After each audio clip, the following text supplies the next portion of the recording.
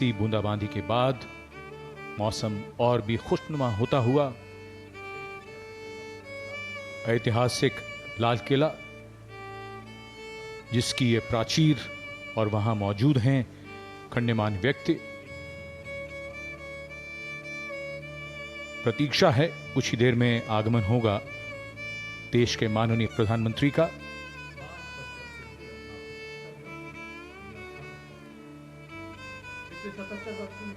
ऐतिहासिक लाल किला, जिसकी नींव 1638 में रखी गई और 1648 में तैयार हुआ। इसी लाल किले ने 1857 में आजादी की पहली लड़ाई को देखा। बहादुर शाह जफर पर यही मुकदमा चलाया गया और उन्हें सजा सुनाई गई। उसके बाद, जैसा कि हम सब जानते हैं, इतिहास में लाल किले का स्थान हमेशा आजादी की लड़ाई के केंद्र में रहा। दिल्ली चलो का नारा दिया गया।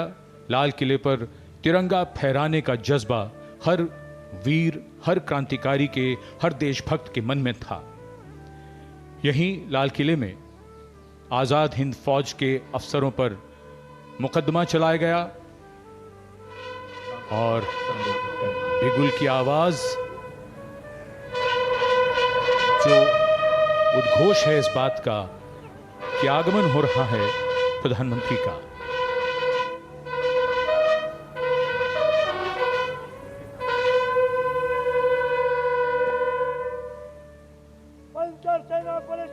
इस पल की और इसी दृश्य की हम प्रतीक्षा कर रहे थे।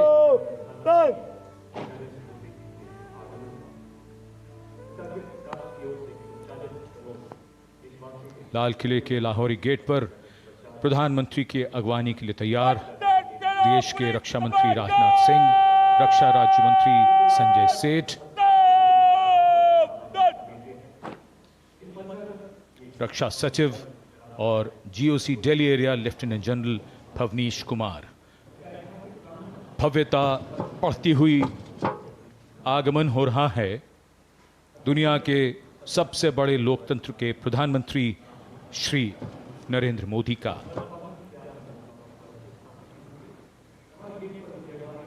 The National Flag Guard,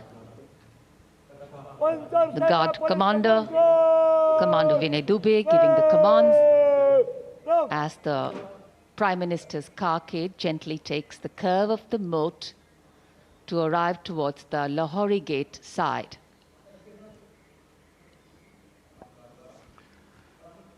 माननीय प्रधानमंत्री श्री नरेंद्र मोदी का आगमन हो रहा है। हमारे राष्ट्रीय पर्व 78वें स्वाधीनता दिवस समारोह के मुख्य आयोजन स्थल यानी ऐतिहासिक लाल किले की प्राचीर से, जहां से आज वे देश को संबोधित करेंगे। देश के समक्ष जो प्राथमिकताएं हैं, जो चुनौतियां हैं, उनको रेखांकित करेंगे अपने संबोधन में। माननीय प्रधानमंत्री महोदय का विधिवत स्वागत माननीय रक्षा मंत्री श्री राजनाथ सिंह द्वारा, रक्षा राज्य मंत्री श्री संजय सेठ भी यहां पर उपस्थित, रक्षा सचिव Shri Giridhar Aramane, chief of defence staff general Anil Chauhan, थल सेना प्रमुख जनरल उपेंद्र द्विवेदी, नौसेना प्रमुख एडमिरल डी के त्रिपाठी और GOC Delhi area lieutenant general Bhavnish Kumar माननीय प्रधानमंत्री महोदय को एस्कॉर्ट करते हुए गार्ड ऑफ ऑनर जहां उन्हें पेश किया जाएगा संयुक्त सेना पुलिस सम्मान गारद के द्वारा।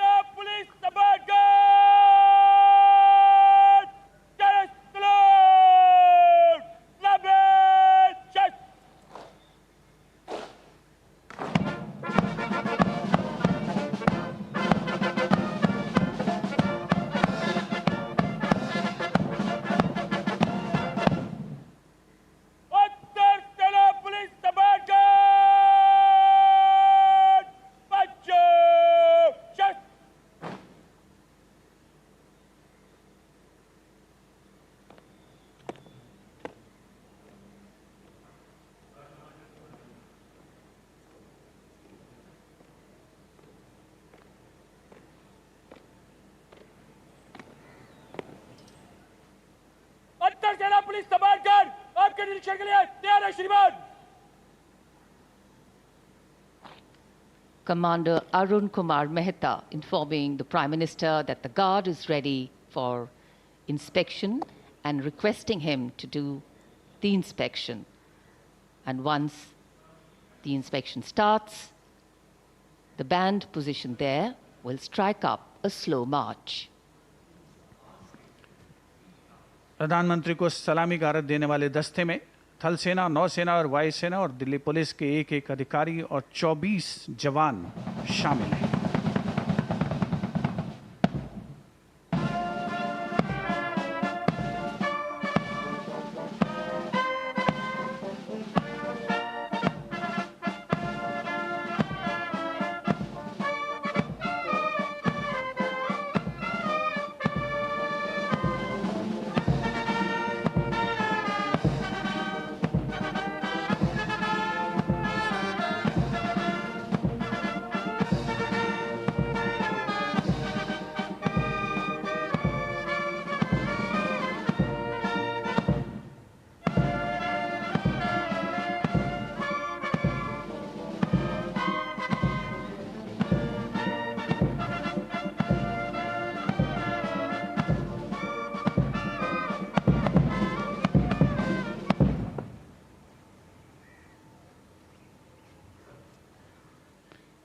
The inspection of the Guard of Honor complete, the Prime Minister will now move towards the ramparts of the Red Fort, passing through the Lahore Gate, or the Lahori Gate, as it is used in common parlance.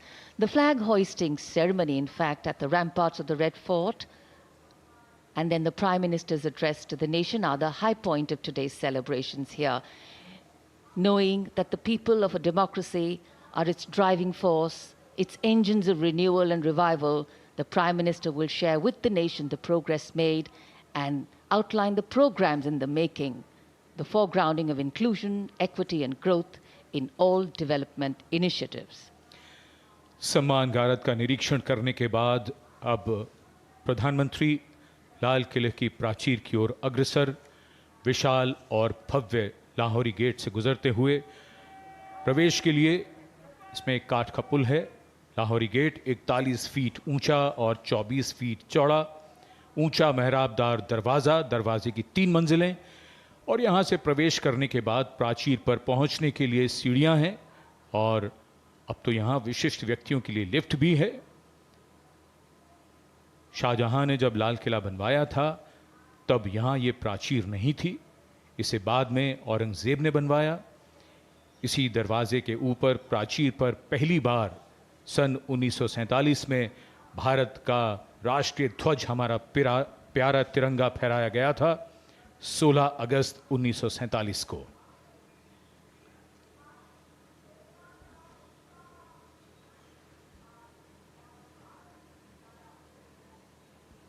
The school children awaiting the arrival of the Prime Minister at the ramparts, and this is the first level of the ramparts. The Raksha Mantri, the Raksha Rajya Mantri, the 3 service chiefs and the CDS greet the Prime Minister as is tradition. In fact, today we do more than just observe tradition and ceremony. We momentarily pause and reflect on the true meaning of words that keep punctuating our conversations on every 15th of August, freedom and independence. Words that seem fairly straightforward in their meaning, but are highly nuanced in reality and real life. The endeavor of all governance, policies and programs is to ensure that these values are lived socially, financially and physically. लाल किले की प्राचीर पर विशिष्ट दर्शक दीर्घा, जहां पर केंद्रीय मंत्रिमंडल के सदस्य मौजूद हैं, वरिष्ठ अधिकारीगण, विदेशी राजनयिक और साथ ही हाल ही में संपन्न हुए पेरिस ओलंपिक खेलों में देश को पदक दिलाने वाले वे यशस्वी खिलाड़ी, जिन्होंने भारत का परचम फहराया और देश का नाम रोशन किया। 78वें स्वाधीनता दिवस का ये पावन अवसर है। मौसम करवट ले रहा है, थोड़ी बहुत बूंदाबांदी हो रही है, लेकिन देशवासियों का जो संकल्प है, देश के प्रति त्याग और बलिदान, समर्पण की जो भावना है, वो न कभी कम हुई है, न कम होगी। माई भारत का लोगो तिरंगे में समाहित होकर के बहुत ही नयनाभिराम दृश्य प्रस्तुत कर रहा है। आज के इस स्वाधीनता दिवस समारोह को विशेष कलेवर प्रदान कर रहे हैं देश के कोने कोने से पहुंचे हजारों की संख्या में वे प्रतिभागी, जिन्होंने भारत सरकार की कल्याणकारी योजनाओं का लाभ उठाया है और देश को आगे बढ़ाने में महत्वपूर्ण भूमिका निभा रहे हैं। मौसम लगातार करवट बदलता हुआ आंख मिचौली सी चल रही है। बारिश कभी थम जाती है, फिर होने लगती है, और ऐसा तो हम सब मानते हैं कि शुभ अवसर पर बारिश अगर हो तो उसे और भी शुभ माना जाता है। भारत की भूमि ने सदैव वसुधैव कुटुंबकम का संदेश दिया है। लाल किले के सामने का पूरा इलाका सर्वधर्म संभाव की शानदार तस्वीर पेश करता है। ठीक सामने बाईं ओर श्री दिगंबर जैन लाल मंदिर जी है। इसी में पक्षियों का एक चिकित्सालय भी है। इसके आगे प्राचीन गौरी शंकर मंदिर। हम सब जानते हैं कि सावन के महीने में श्रद्धालु यहां विशेष तौर पर उमड़ते हैं। गुरुद्वारा सीसगंज साहिब, त्याग और बलिदान की तस्वीर।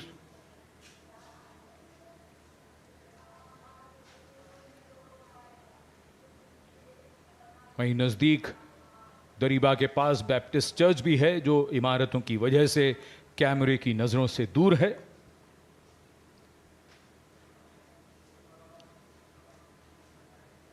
लाल किले के सामने चांदनी चौक के आखिरी छोर पर फतेहपुरी मस्जिद।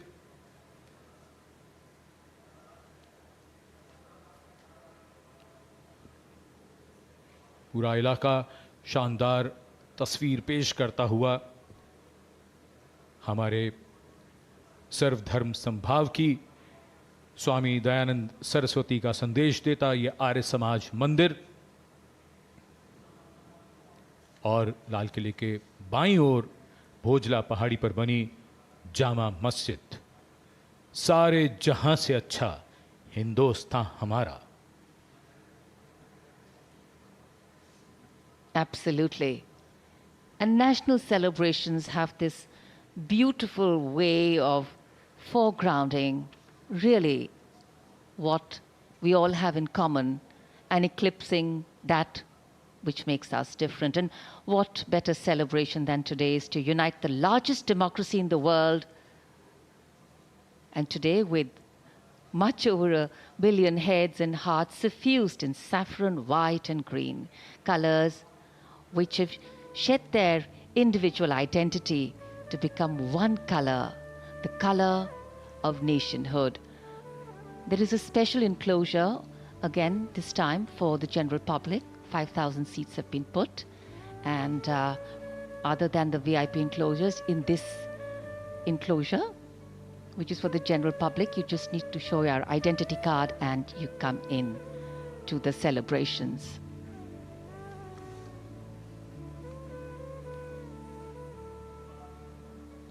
Well, as we said, freedom has many forms of expression. And yes, the weather is one of them.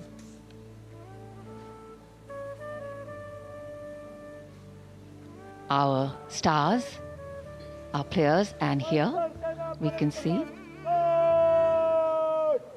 the arrival of Prime Minister Narendra Modi at the dais.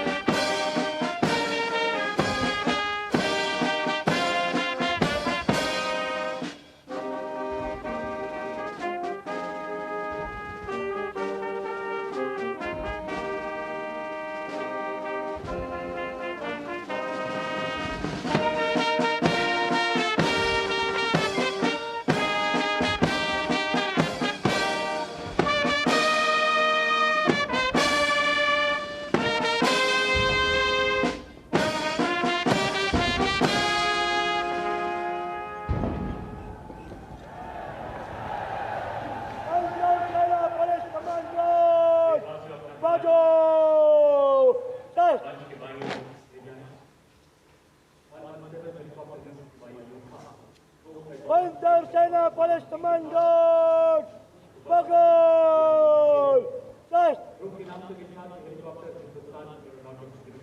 Panzer Palestinenses, Bye, Chalago, Bye, Bye.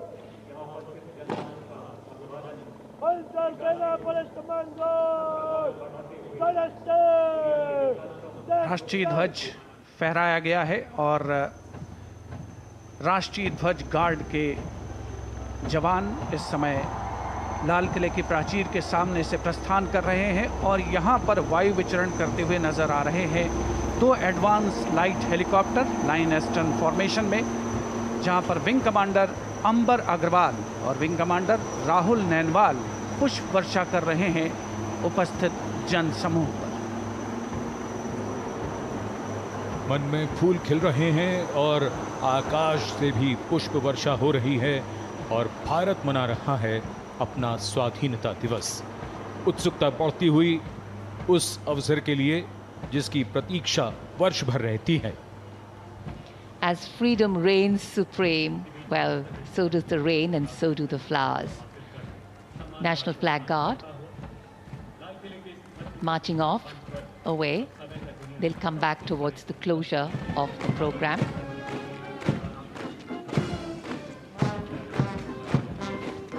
राष्ट्रीय ध्वज guard में सेना की टुकड़ी की कमान संभाली थी major Dinesh N ने। नौसेना की टुकड़ी की कमान संभाल रहे थे लेफ्टिनेंट कमांडर सचिन धनखड़ और वायुसेना की टुकड़ी की कमान संभाली स्क्वाड्रन लीडर CS श्रवण देवैया ने।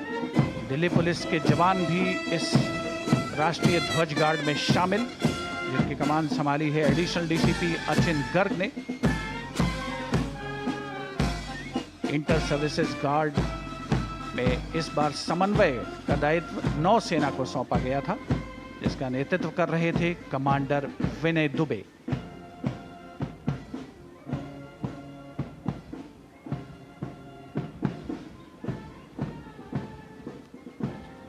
उपस्थित जनसमूह प्रसन्न है, आह्लादित है और प्रतीक्षारत माननीय प्रधानमंत्री महोदय के संबोधन की। भारत माता की, भारत माता की। मेरे प्यारे देशवासियों, मेरे परिवारजन,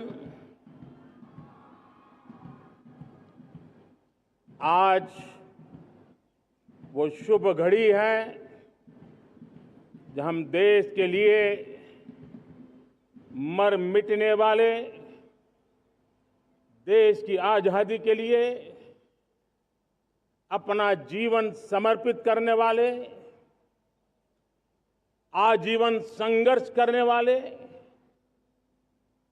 फांसी के तख्त पर चढ़कर के भारत मां की जय के नारे लगाने वाले अनगिनत आजादी के दीवानों को नमन करने का ये पर्व है, उनका पुण्य स्मरण करने का पर्व है।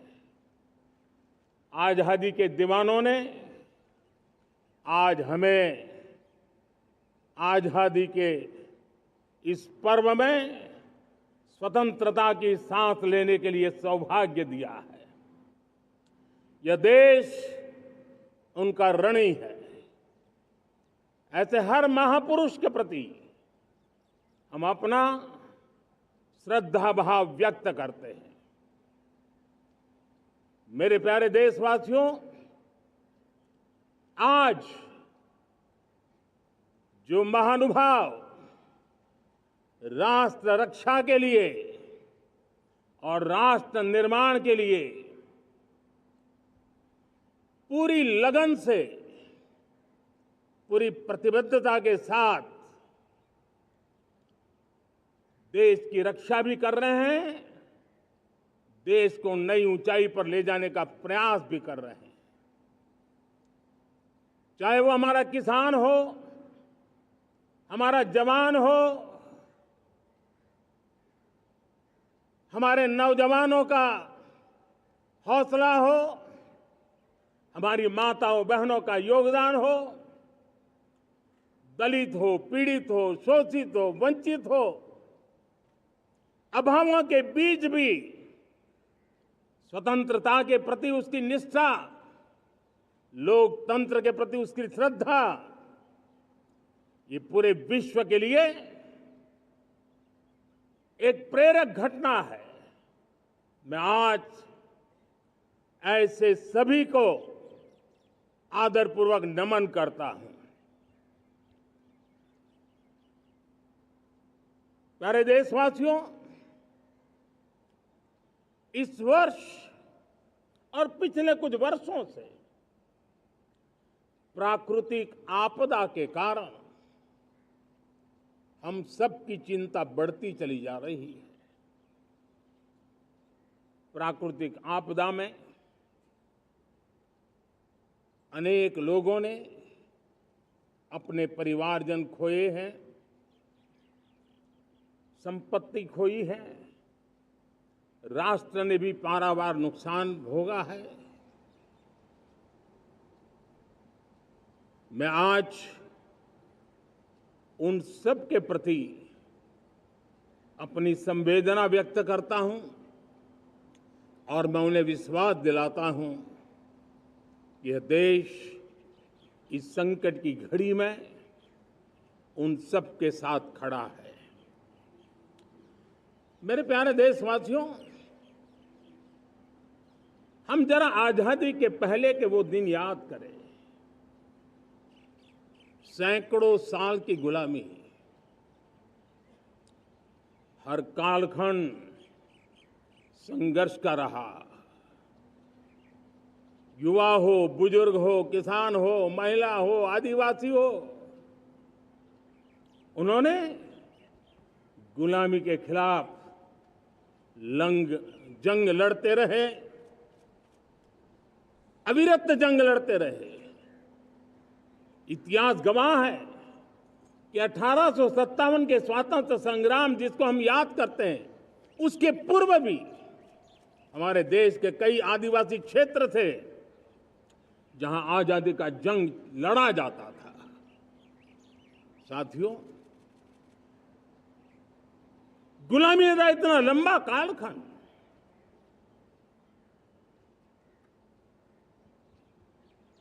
जुल्मी शासक, अपरंपार यातनाएं,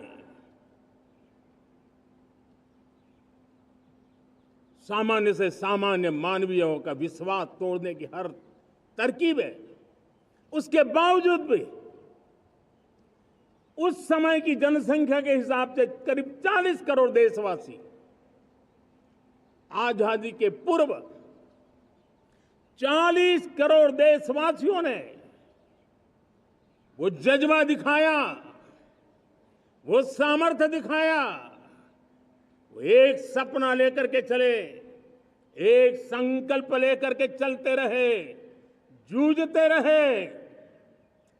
एक ही स्वर था, वंदे मातरम। एक ही सपना था, भारत की आजादी का। 40 करोड़ देशवासियों ने, और हमें गर्व है कि हमारी रगों में उन्हीं का खून है। वो हमारे पूर्वज थे। सिर्फ 40 करोड़ लोगों ने दुनिया की महासत्ता को उखाड़ करके फेंक दिया था, गुलामी की जंजीरों को तोड़ दिया था। अगर हमारे पूर्वज, जिनका खून हमारी रगों में है, आज हम तो 140 करोड़ है। अगर 40 करोड़ गुलामी की बेड़ियों को तोड़ सकते हैं, अगर 40 करोड़ आजादी के सपने को पूर्ण कर सकते हैं, आजादी लेकर के रह सकते हैं, तो 140 करोड़ देश के मेरे नागरिक, 140 करोड़ मेरे परिवारजन अगर संकल्प लेकर के चल पड़ते हैं, एक दिशा निर्धारित करके चल पड़ते हैं, कदम से कदम मिलाकर, कंधे से कंधा मिलाकर अगर चल पड़ते हैं तो चुनौतियां कितनी भी क्यों ना हो, अभाव की मात्रा कितनी ही तीव्र क्यों ना हो, संसाधनों के लिए जूझने की नौबत हो तो भी हर चुनौती को पार करते हुए हम समृद्ध भारत बना सकते हैं। हम 2047 विकसित भारत का लक्ष्य प्राप्त कर सकते हैं। अगर 40 करोड़ देशवासी अपने पुरुषार्थ से, अपने समर्पण से, अपने त्याग से, अपने बलिदान से आजादी दे सकते हैं, आजाद भारत बना सकते हैं, तो 140 करोड़ देशवासी उसी भाव से समृद्ध भारत भी बना सकते हैं। साथियों, वो एक समय था जब लोग देश के लिए मरने के लिए प्रतिबद्ध थे और आजादी मिली थी। आज ये समय है देश के लिए जीने की प्रतिबद्धता का। अगर देश के लिए मरने की प्रतिबद्धता आजादी दिला सकती है, तो देश के लिए जीने की प्रतिबद्धता समृद्ध भारत भी बना सकती है।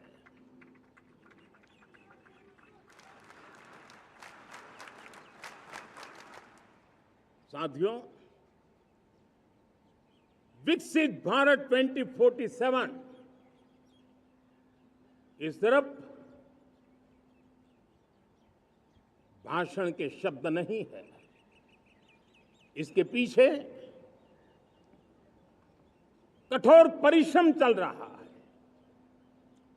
देश के कोटि कोटि जनों के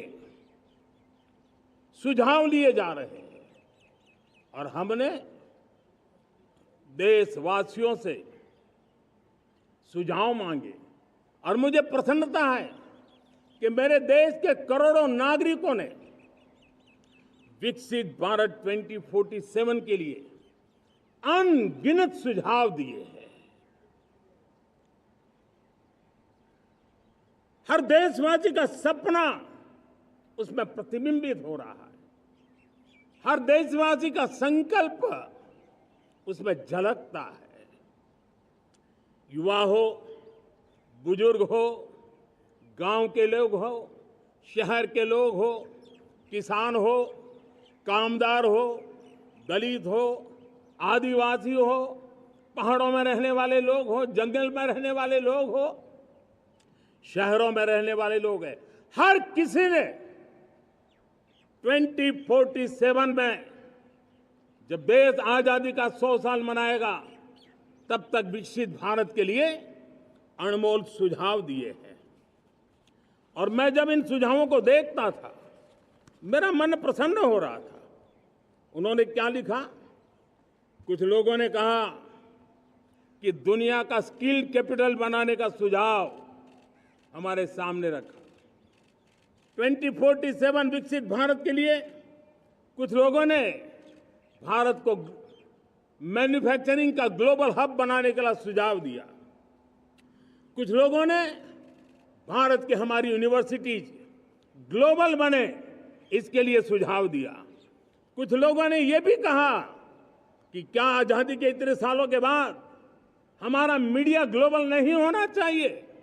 कुछ लोगों ने यह भी कहा कि हमारा स्किल्ड युवा विश्व की पहली पसंद बनना चाहिए। कुछ लोगों ने सुझाव दिया भारत को जल्द से जल्द जीवन के हर क्षेत्र में आत्मनिर्भर बनना चाहिए। कई लोगों ने सुझाव दिया कि हमारे किसान जो मोटा अनाज पैदा करते हैं, जिसको हम श्री अन्न कहते हैं, उस सुपर फूड को दुनिया के हर डाइनिंग टेबल पर पहुंचाना है। हमें विश्व के पोषण को भी बल देना है और भारत के छोटे किसानों को भी मजबूती देनी है। कई लोगों ने सुझाव दिया कि देश में स्थानीय स्वराज की संस्थाओं से लेकर के अनेक इकाइयां हैं, उन सब में गवर्नेंस के रिफॉर्म की बहुत जरूरत है। कई लोगों ने लिखा कि न्याय के अंदर जो विलंब हो रहा है, उसके प्रति चिंता जाहिर की और ये भी कहा कि हमारे देश में न्याय व्यवस्था में रिफॉर्म की बहुत बड़ी जरूरत है। कई लोगों ने लिखा कि कई ग्रीनफील्ड सिटीज बनाने की अब समय की मांग है। किसी ने बढ़ती हुई प्राकृतिक आपदाओं के बीच शासन प्रशासन में कैपेसिटी बिल्डिंग के लिए एक अभियान चलाने का सुझाव दिया। बहुत सारे लोगों ने यह सपना भी देखा है कि अंतरिक्ष में भारत का स्पेस स्टेशन जल्द से जल्द बनना चाहिए। किसी ने कहा भारत की जो पारंपरिक ट्रेडिशनल मेडिसिन है, हमारी औषधि है, दुनिया जब आज होलिस्टिक हेल्थ केयर की तरफ जा रही है, तब हमें भारत की पारंपरिक औषधियां और वेलनेस हब के रूप में भारत को विकसित करना चाहिए। कोई कहते हैं कि अब देर नहीं होनी चाहिए, भारत जल्द से जल्द दुनिया की तीसरी सबसे बड़ी इकोनॉमी बनना चाहिए। साथियों, मैं इसलिए पढ़ रहा था कि मेरे देशवासियों ने सुझाव दिए, मेरे देश के सामान्य नागरिक ने ये सुझाव हमें दिए हैं। मैं समझता हूं जब देशवासियों की इतनी विशाल सोच हो, देशवासियों के इतने बड़े सपने हो, देशवासियों की इन बातों में जब संकल्प झलकते हो, तब हमारे भीतर एक नया संकल्प दृढ़ बन जाता है, हमारे मन में आत्मविश्वास नई ऊंचाई पर पहुंच जाता है। और साथियों, देशवासियों का ये भरोसा सिर्फ कोई इंटेलेक्चुअल डिबेट नहीं है, ये भरोसा अनुभव से निकला हुआ है। ये विश्वास लंबे कालखंड के परिश्रम की पैदावार है और इसलिए देश का सामान्य मानव याद करता है जब लाल किले से कहा जाता है कि हिंदुस्तान के 18,000 गांवों में समय सीमा में बिजली पहुंचाएंगे और वो काम हो जाता है, तब भरोसा मजबूत हो जाता है। जब ये तय होता है कि आजादी के इतने सालों के बाद भी 2.5 करोड़ परिवार ऐसे हैं जहां बिजली नहीं है, वो अंधेरे में जिंदगी गुजारते हैं, 2.5 करोड़ घरों में बिजली पहुंच जाती है, तब सामान्य मानवीय का भरोसा बढ़ जाता है। जब लाल किले से स्वच्छ भारत की बात कही जाए, तब इस देश के अग्रिम हरोड़ पंक्ति में बैठे हुए लोग हो, गांव के लोग हो, गरीब बस्ती में रहने वाले लोग हो, छोटे छोटे बच्चे हो, हर परिवार के अंदर स्वच्छता का वातावरण बन जाए, स्वच्छता की चर्चा हो, स्वच्छता के संदर्भ में एक दूसरे को रोक टोकने का निरंतर प्रयास चलता रहे। मैं समझता हूं कि ये भारत के अंदर आई हुई नई चेतना का प्रतिबिंब है। जब देश के सामने लाल किले से कहा जाए कि आज हमारे परिवारों में 3 करोड़ परिवार ऐसे हैं जिनके घर में नल से जल मिलता है, आवश्यक है हमारे इन परिवारों को पीने का शुद्ध पानी पहुंचे। जल जीवन मिशन के तहत इतने कम समय में नए 12 करोड़ परिवारों को जल जीवन मिशन के तहत नल से जल पहुंच रहा है। आज 15 करोड़ परिवार इसके लाभार्थी बन चुके हैं। हमारे कौन लोग वंचित थे इन व्यवस्थाओं से, कौन पीछे रह गए थे? समाज के अग्रिम पंक्ति के लोग इसके लिए अभाव में नहीं जीते थे। मेरे दलित, मेरे पीड़ित, मेरे शोषित, मेरे आदिवासी भाई बहन, मेरे गरीब भाई बहन, मेरे झुग्गी झोपड़ी में जिंदगी गुजारने वाले लोग, वही तो इन चीजों के अभाव में जी रहे थे। हमने अनेक ऐसे प्राथमिक आवश्यकताओं की पूर्ति के लिए जो प्रयास किया और उसका परिणाम हमारे इन सारे समाज के बंधुओं को मिला है। हमने वोकल फॉर लोकल का मंत्र दिया। आज मुझे खुशी है कि वोकल फॉर लोकल ने अर्थतंत्र के लिए एक नया मंत्र बन गया है। हर डिस्ट्रिक्ट अपनी पैदावार के लिए गर्व करने लगा है। 1 डिस्ट्रिक्ट 1 प्रोडक्ट का माहौल बना है। अब 1 डिस्ट्रिक्ट 1 प्रोडक्ट को 1 डिस्ट्रिक्ट का 1 प्रोडक्ट एक्सपोर्ट कैसे हो, उस दिशा में हर जिले सोचने लगे हैं। रिन्यूएबल एनर्जी का संकल्प लिया था। G20 समूह के देशों ने जितना किया है उससे ज्यादा भारत ने किया है। और भारत ने ऊर्जा के क्षेत्र में आत्मनिर्भर बनने के लिए, ग्लोबल वार्मिंग की चिंताओं से मुक्ति पाने के लिए हमने काम किया है। साथियों, देश गर्व करता है आज जब फिनटेक की सफलता को लेकर पूरा विश्व भारत से कुछ सीखना समझना चाहता है, तब हमारा गर्व और बढ़ जाता है। साथियों, हम कैसे भूल सकते हैं कोरोना के वो संकट काल। विश्व में सबसे तेज गति से करोड़ों लोगों को वैक्सीनेशन का काम हमारे इसी देशों में हुआ। यही देश हैं जो कभी आतताई आतंकवादी हमें आकर के मार के चले जाते थे।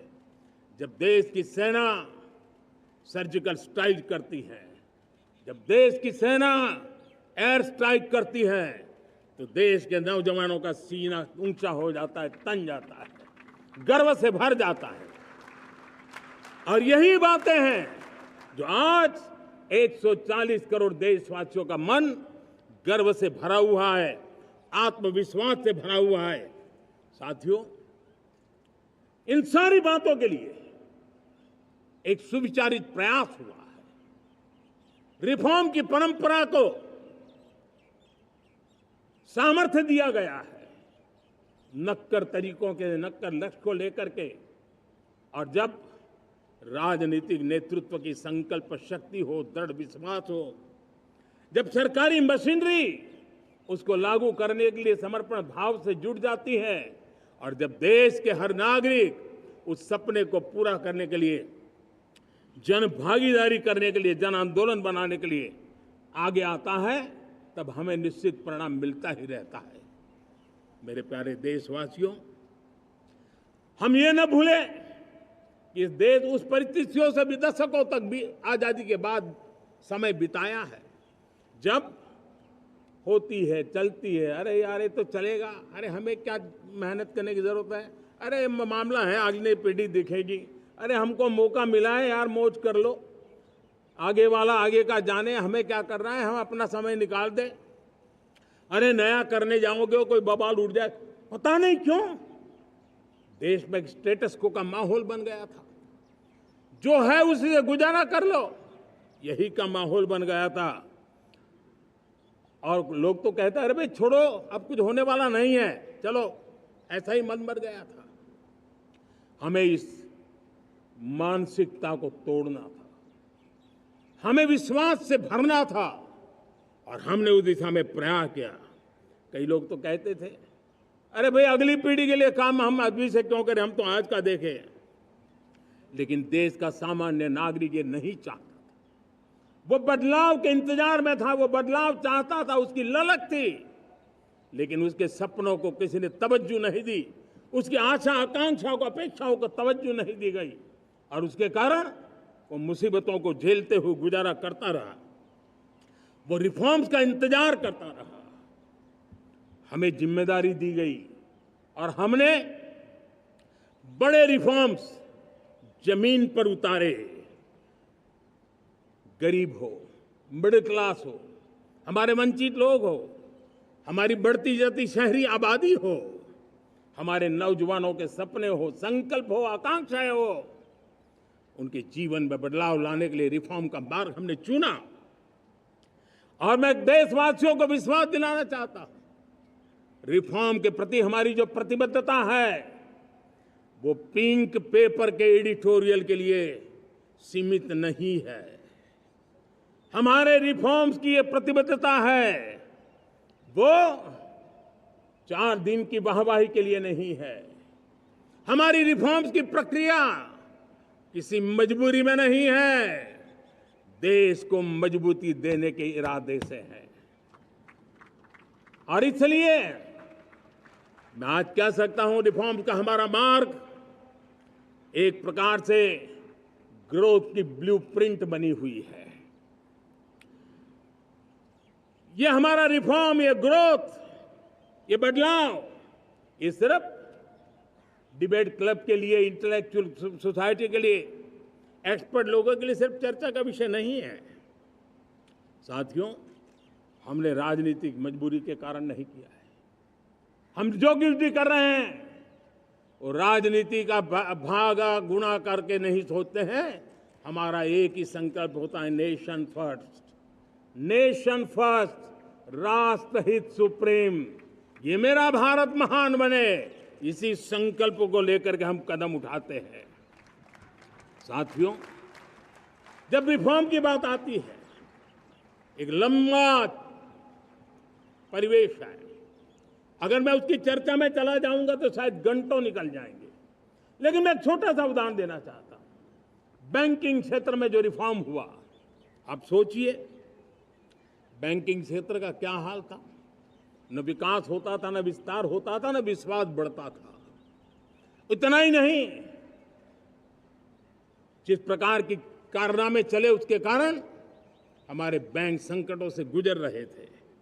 हमने बैंकिंग सेक्टर को मजबूत बनाने के लिए अनेकविध रिफॉर्म्स किए और आज उसका कारण हमारी बैंक विश्व में जो इन्हीं गुने मजबूत बैंक के हैं, उसमें भारतीय बैंकों ने अपना स्थान बनाया है। और जब बैंक मजबूत होती है ना, तब फॉर्मल इकोनॉमी की ताकत भी बढ़ती है। जब बैंक की व्यवस्था बन जाती है, जब सामान्य खास करके मध्यम वर्ग के परिवार की जो रिक्वायरमेंट होती है, उसको पूरा करने की सबसे बड़ी ताकत बैंकिंग सेक्टर में होती है।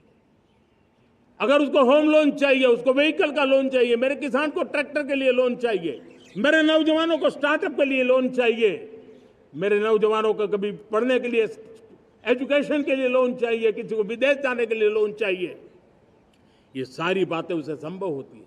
मुझे तो खुशी है कि मेरे पशुपालक भी, मेरे मछली पालन करने वाले भाई बहन भी आज बैंकों से लाभ ले रहे हैं। मुझे खुशी है मेरे रेहड़ी पटरी वाले लाखों भाई बहन आज बैंक से साथ जुड़ करके अपनी नई ऊंचाइयों को प्राप्त कर रहे हैं और विकास की दिशा में वो भागीदार बन रहे हैं। हमारे एमएसएमई, हमारे लघु उद्योग के लिए तो बैंक एक सबसे बड़ी सहायक होती है। उसको रोजमर्रा पैसों की जरूरत होती है अपने नित्य मर्जी पर प्रगति के लिए, और उस काम को हमारी मजबूत बैंकों के कारण संभव हुआ है। साथियों, दुर्भाग्य से हमारे देश में आजादी तो मिली, लेकिन लोगों को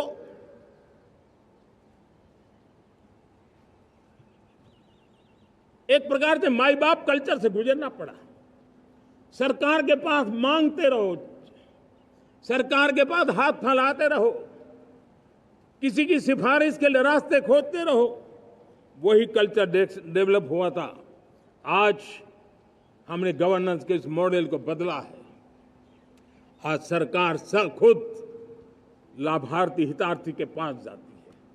आज सरकार खुद उसके घर गैस का चूल्हा पहुंचाती है।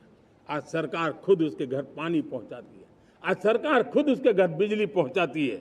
आज सरकार खुद उसको आर्थिक मदद दे करके विकास के नए आयामों को सर करने के लिए प्रेरित करती है, प्रोत्साहित करती है। आज सरकार खुद नौजवान के स्किल डेवलपमेंट के लिए अनेकविध कदम उठा रही है। साथियों, बड़े रिफॉर्म्स के लिए हमारी सरकार बहुत ही प्रतिबद्ध है और हम इसी के द्वारा देश में प्रगति की राह को चुनना चाहते हैं। साथियों, देश में नई व्यवस्थाएं बन रही है। देश को आगे ले जाने के लिए अनेकविध नीतियों को, अनेकविध पॉलिसीज को निरंतर बनाया जाए और नए सिस्टम पर देश का भरोसा भी बढ़ता रहता है, निरंतर बढ़ता रहता है।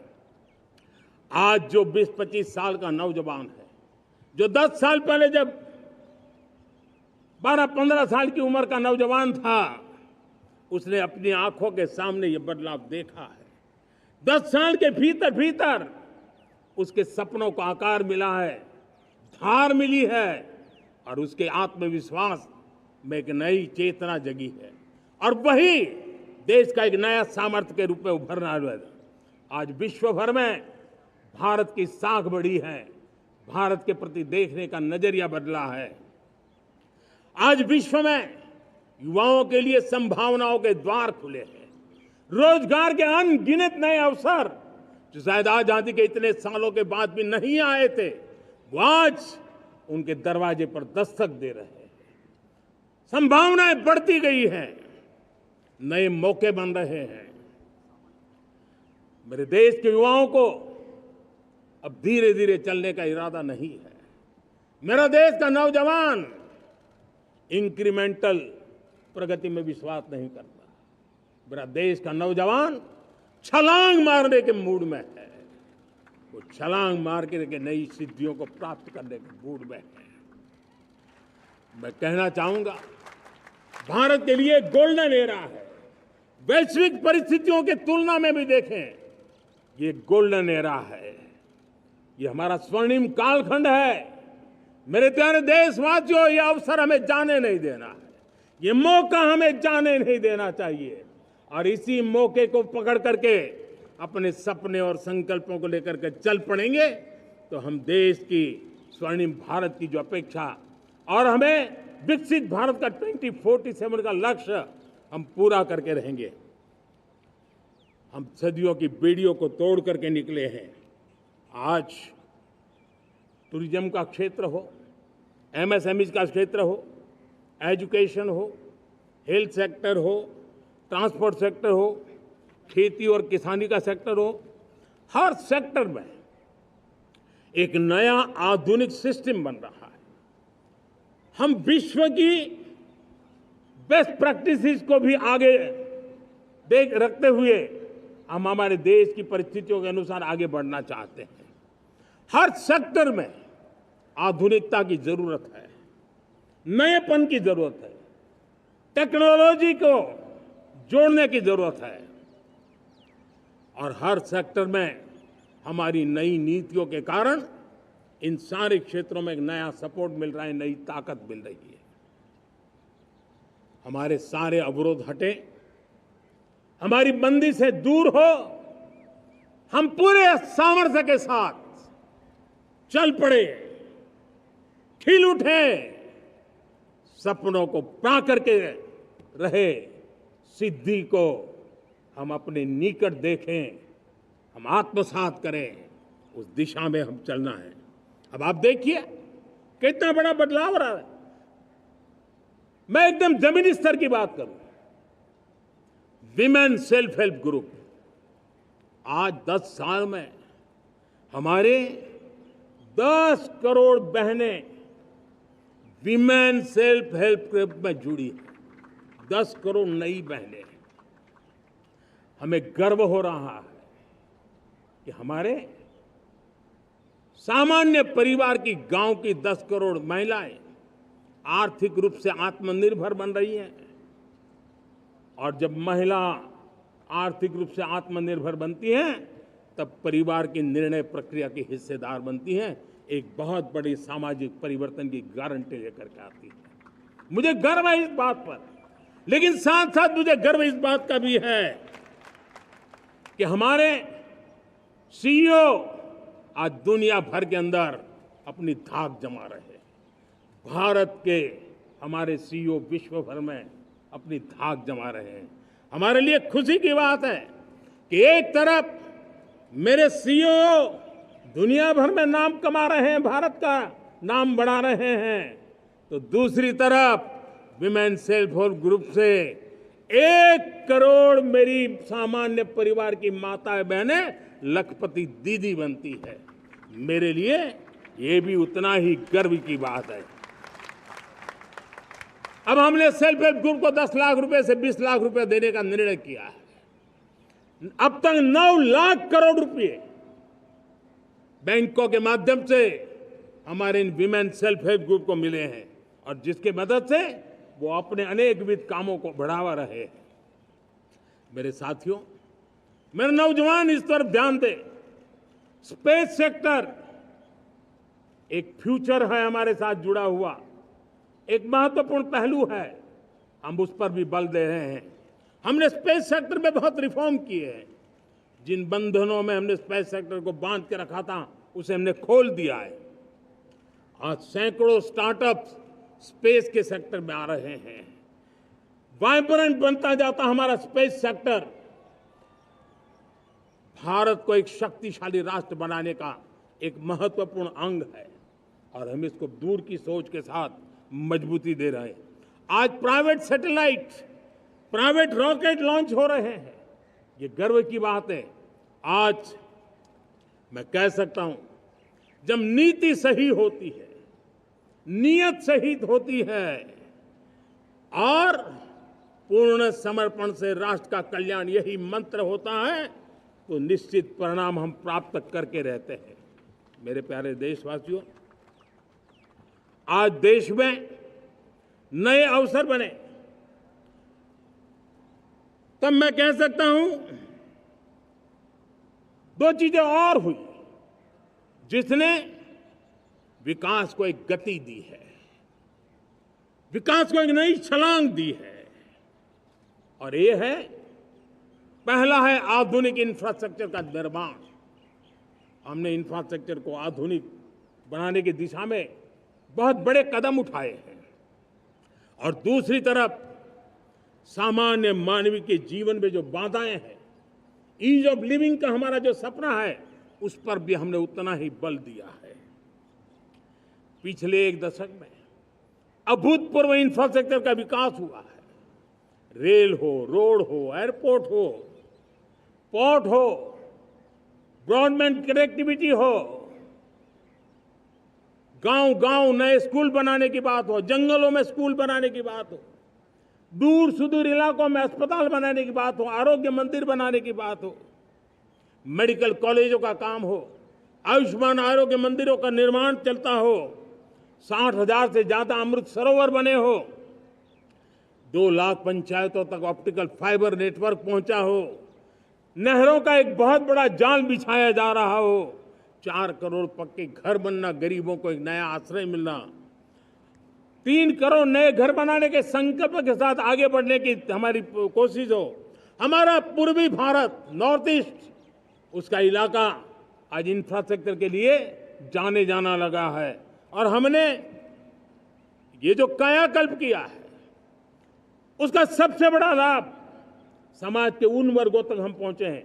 जब ग्रामीण सड़कें वहां बनी है जिनकी तरफ कोई देखता नहीं था, जिस इलाकों को नहीं देखता था, जिन गांवों को नहीं देखता था, दलित हो, पीड़ित हो, शोषित हो, वंचित हो, पिछड़े हो, आदिवासी हो, जंगल में रहने वाले हो, दूर सुदूर पहाड़ों में रहने वाले हो, सीमावर्ती स्थान पर रहने वाले हो, हमने उनकी आवश्यकता की पूर्ति की है। हमारे मछुआरे भाई बहनों की आवश्यकताओं को पूरा करना, हमारे पशुपालकों के जीवन को बदलना, एक प्रकार से सर्वांगीण विकास का प्रयास हमारी नीतियों में रहा, हमारी नीयत में रहा है, हमारे रिफॉर्म में रहा है, हमारे कार्यक्रमों में रहा है, हमारी कार्यशैली में रहा है। और उस सबसे बड़ा लाभ मेरे युवाओं को होता है। उनको नए नए अवसर मिलते हैं, नए नए क्षेत्र में कदम रखने का उसके लिए संभावनाएं बन जाती है। और वही तो सबसे ज्यादा रोजगार दे रहा है। और सबसे ज्यादा रोजगार प्राप्त करने का अवसर इन्हीं समय में उनको मिला है। हमारा जो मध्यम वर्गीय परिवार है, मध्यम वर्गीय परिवार को क्वालिटी ऑफ लाइफ, वो स्वाभाविक उसकी अपेक्षा रहती है। वो देश के लिए बहुत देता है, तो देश का भी दायित्व है कि उसकी जो क्वालिटी ऑफ लाइफ पे जो उसकी अपेक्षाएं हैं, सरकार की कठिनाइयों से मुक्ति की उसकी जो अपेक्षाएं हैं, उसको पूर्ण करने के लिए हम निरंतर प्रयास करते हैं। और मैंने तो सपना देखा है कि 2047 जब विकसित भारत का सपना होगा, तो उसकी एक इकाई ये भी होगी कि सामान्य मानव के जीवन में सरकार की दखलें कम हो, जहां सरकार की जरूरत हो वहां अभाव न हो, और जहां सरकार की बेकारण प्रभाव भी न हो, इस प्रकार की व्यवस्था पर हम प्रतिबद्ध हैं। मेरे प्यारे देशवासियों, हम छोटी छोटी जरूरतों पर भी ध्यान देते हैं, हम छोटी छोटी आवश्यकताओं पर ध्यान देते हैं और उसको लेकर हम चलते हैं। चाहे हमारे गरीब का घर का चूल्हा जलता रहे, गरीब की माँ को कभी आंसू पी करके सोना न पड़े, और इसके लिए मुफ्त इलाज की योजना हमारी चल रही है। बिजली, पानी, गैस अब सैचुरेशन के मूड पर है। और जब हम सैचुरेशन की बात करते हैं, वो 100% होता है। जब सैचुरेशन होता है तो उसको जातिवाद का रंग नहीं लगता है। जब सैचुरेशन होता है तो उसमें पांथिकता का रंग नहीं लगता है। जब सैचुरेशन का मंत्र होता है, तब सच्चे अर्थ में सबका साथ सबका विकास का मंत्र साकार होता है। लोगों के जीवन में सरकार की दखल कम हो, उस दिशा में हमने हजारों कंप्लेंसेस के लिए सरकार सामान्य मानवी पर बोझ डालती थी, उन सारे कंप्लायंसेस को दूर किया। हमने देशवासियों के लिए 1,500 से ज्यादा कानूनों को खत्म कर दिया ताकि कानूनों की जंजाल के अंदर देशवासियों को फंसना न पड़े। हमने छोटी छोटी गलतियों के कारण ऐसे कानून बने थे उनको जेल में अंदर धकेल दिया जाए। हमने उन छोटे छोटे कारणों से जेल जाने के जो परंपराएं थी उन सारे कानूनों को नष्ट कर दिया और उसको कानूनों को जेल भेजने के प्रावधान को व्यवस्था से बाहर कर दिया है। आज हमने जो आजादी की विरासत के गर्व की बात हम जो करते हैं, सदियों से हमारे पास जो क्रिमिनल लॉ थे, आज हमने उसको नए क्रिमिनल लॉ जिसको हमने न्याय संहिता के रूप में और जिसके मूल में दंड नहीं पर नागरिक को न्याय, इस भाव को हमने प्रबल बनाया है। ईज ऑफ लिविंग बनाने के लिए देशव्यापी मिशन में काम करें। हर लेवल पर मैं सरकार के प्रतिनिधियों का आह्वान करता हूं। मैं जनप्रतिनिधि, वो किसी भी दल के क्यों न हो, किसी भी राज्य के क्यों न हो, सबसे आग्रह करता हूं कि हमने एक मिशन मोड में ईज ऑफ लिविंग के लिए कदम उठाने चाहिए। मैं हमारे युवाओं को, प्रोफेशनल्स को, सबको मैं कहना चाहता हूं, आप अपने स्थान पर जहां पर आपको छोटी छोटी दिक्कतें होती है, आप उसके सॉल्यूशन को लेकर के सरकार को चिट्ठी लिखते रहिए। सरकार को बताइए कि बिना कारण की कठिनाई आए उसको दूर करने से कोई नुकसान नहीं है। मैं पक्का मानता हूं आज सरकारें संवेदनशील है। हर सरकार, स्थानीय स्वराज की संस्था होगी या राज्य सरकार होगी या केंद्र सरकार होगी, उसको तवज्जो देगी। गवर्नेंस में रिफॉर्म्स, ये हमें विकसित भारत 2047 के सपने के लिए हमने उसको जोर लगा करके आगे बढ़ाना होगा ताकि सामान्य मानवीय के जीवन में अवकाश ही अवकाश पैदा हो, रुकावटें खत्म ही खत्म होती चली जाए।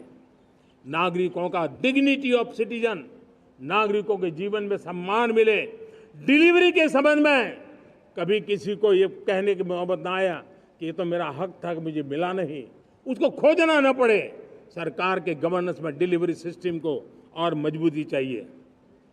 आप देखिए, देश में जब हम रिफॉर्म की बात करते हैं, आज देश में करीब करीब 3 लाख संस्थाएं काम कर रही है, चाहे पंचायत हो, नगर पंचायत हो, नगर पालिका हो, महानगर पालिका हो, यूटी हो, स्टेट हो, डिस्ट्रिक्ट हो, केंद्र, छोटी मोटी 3 लाख करीब करीब इकाइयां हैं।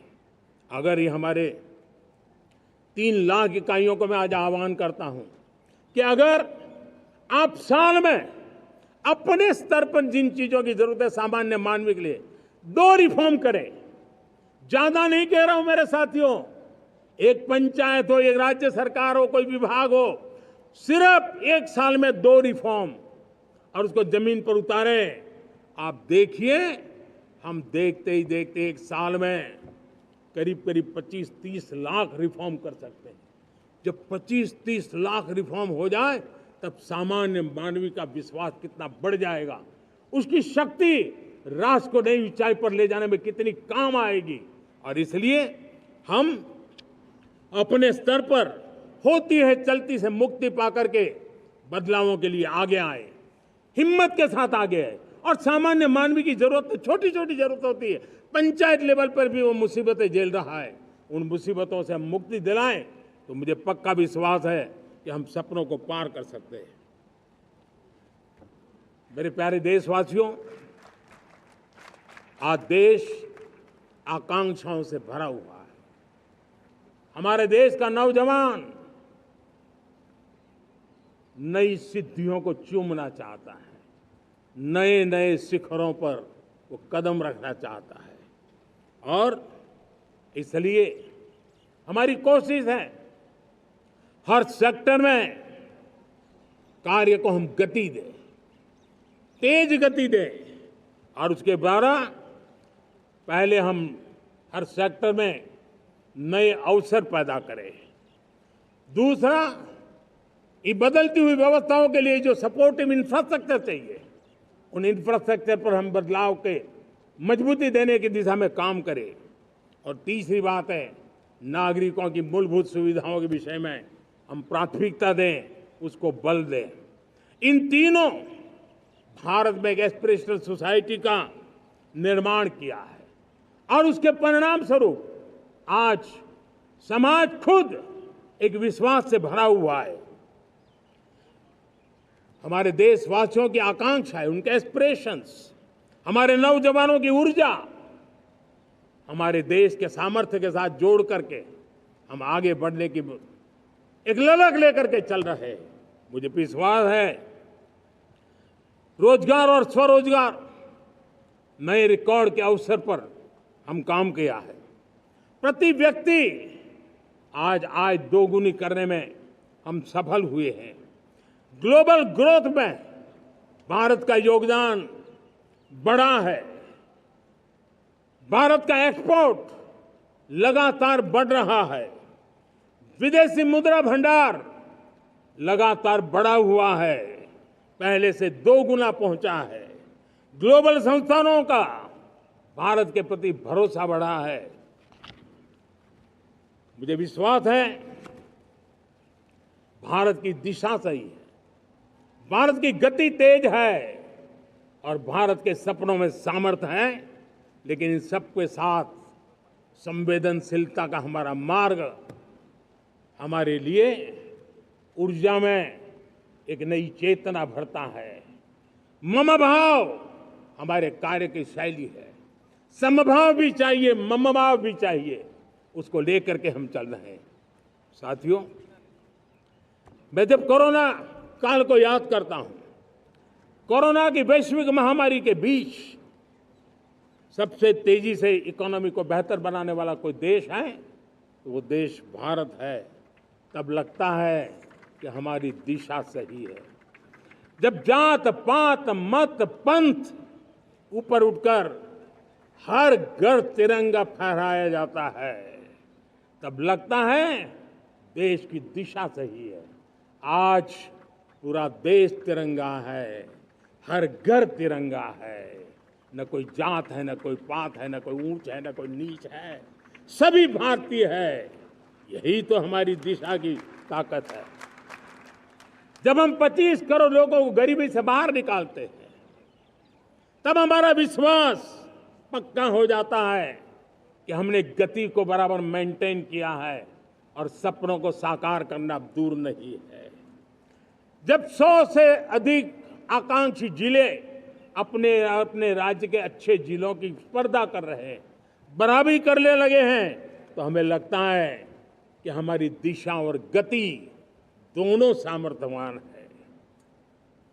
जब हमारे उन आदिवासी साथियों को वो मदद मिलती है, पीएम जनमन के द्वारा उनको जो योजनाएं पहुंची थी, आबादी बहुत छोटी है लेकिन बहुत दूर सुदूर इलाकों में छुटपुट परिवार रहते हैं, हमने उनको खोज के निकाला है, उनके लिए चिंता की है। तब लगता है कि संवेदनशीलता से जब काम करते हैं तब संतोष कितना मिलता है। वर्किंग वुमेन के लिए पेड मैटरनिटी लीव 12 हफ्ते से बढ़ा करके 26 हफ्ते कर देते हैं। तब सिर्फ नारी का सम्मान ही करते इतना नहीं है, नारी के प्रति संवेदनशील भाव से निर्णय करते इतना नहीं, लेकिन उसके गोद में जो बच्चा पला है ना, उसको एक उत्तम नागरिक बनाने के लिए माँ की जो जरूरत है उसमें सरकार रुकावट न बने, इस संवेदनशील भावना से उस निर्णय को हम करते हैं। जब मेरे दिव्यांग भाई बहन भारतीय साइन लैंग्वेज की बात हो या तो सुगम्य भारत का अभियान हो, उसको लगता है कि अब मेरी भी डिग्निटी है, मेरे प्रति देश के नागरिक सम्मान के भाव से देखता है। और पैरालंपिक में तो हमारे खिलाड़ी नई नई ताकत दिखाने लगे हैं। तब लगता है कि ये जो मेरा मम भाव है, हम सबका मम भाव है, उसकी ताकत नजर आती है। हमारे ट्रांसजेंडर समाज के प्रति हम जिस संवेदना के साथ निर्णय बना रहे हैं, हम नए नए कानून बना रहे हैं, उनको सम्मान का जीवन देने के लिए हम प्रयास कर रहे हैं, तब बदलाव की हमारी दिशा सही दिखता है।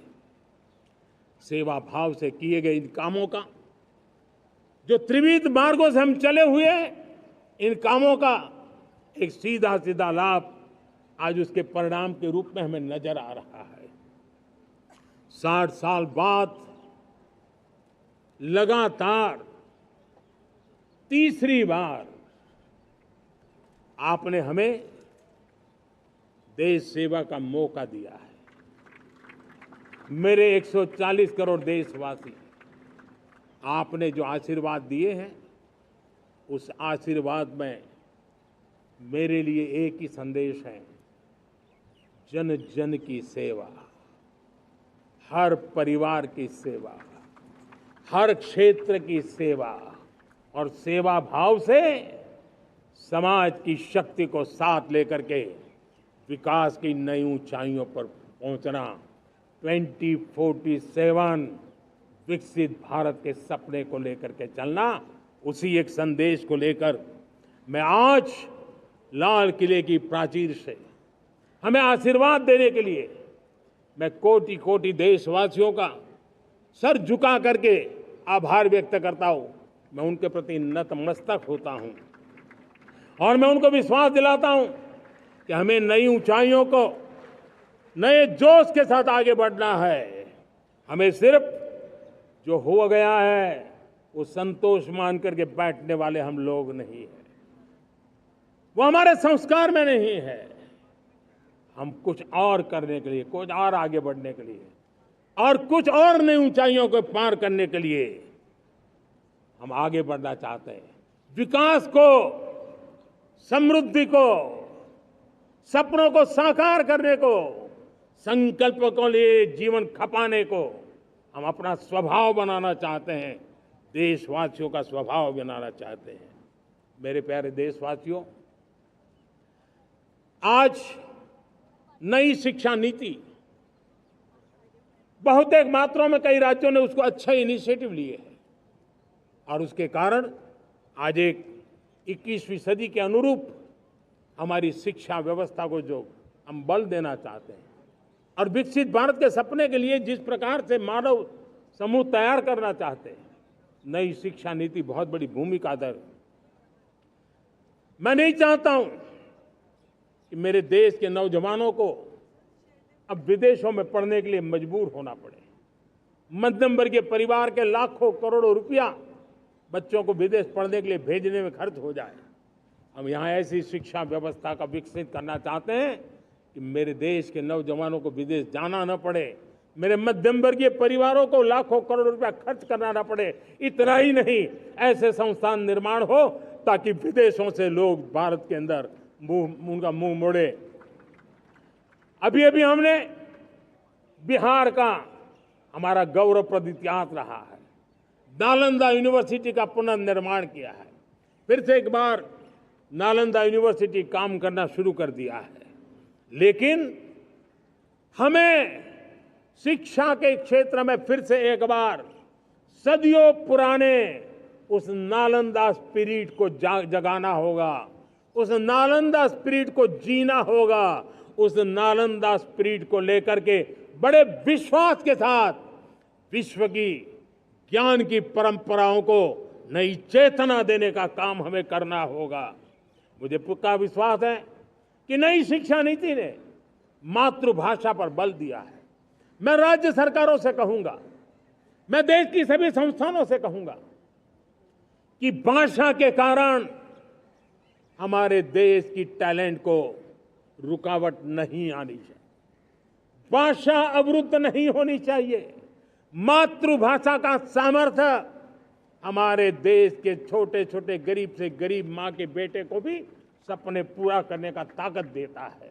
और इसलिए हमने हमारी मातृभाषा में पढ़ाई, जीवन में मातृभाषा का स्थान, परिवार में मातृभाषा का स्थान, उसकी ओर हमें बल देना होगा। मेरे प्यारे देशवासियों, जिस प्रकार से आज विश्व का बदलाव नजर आ रहा है और तब जाकर के स्किल का महत्व बहुत बढ़ गया है और हम स्किल को और नई एक ताकत देना चाहते हैं। हम इंडस्ट्री 4.0 को ध्यान में रख करके हम स्किल डेवलपमेंट चाहते हैं। हम जीवन के हर क्षेत्र में हम एग्रीकल्चर सेक्टर में भी कैपेसिटी बिल्डिंग करने के लिए स्किल डेवलपमेंट चाहते हैं।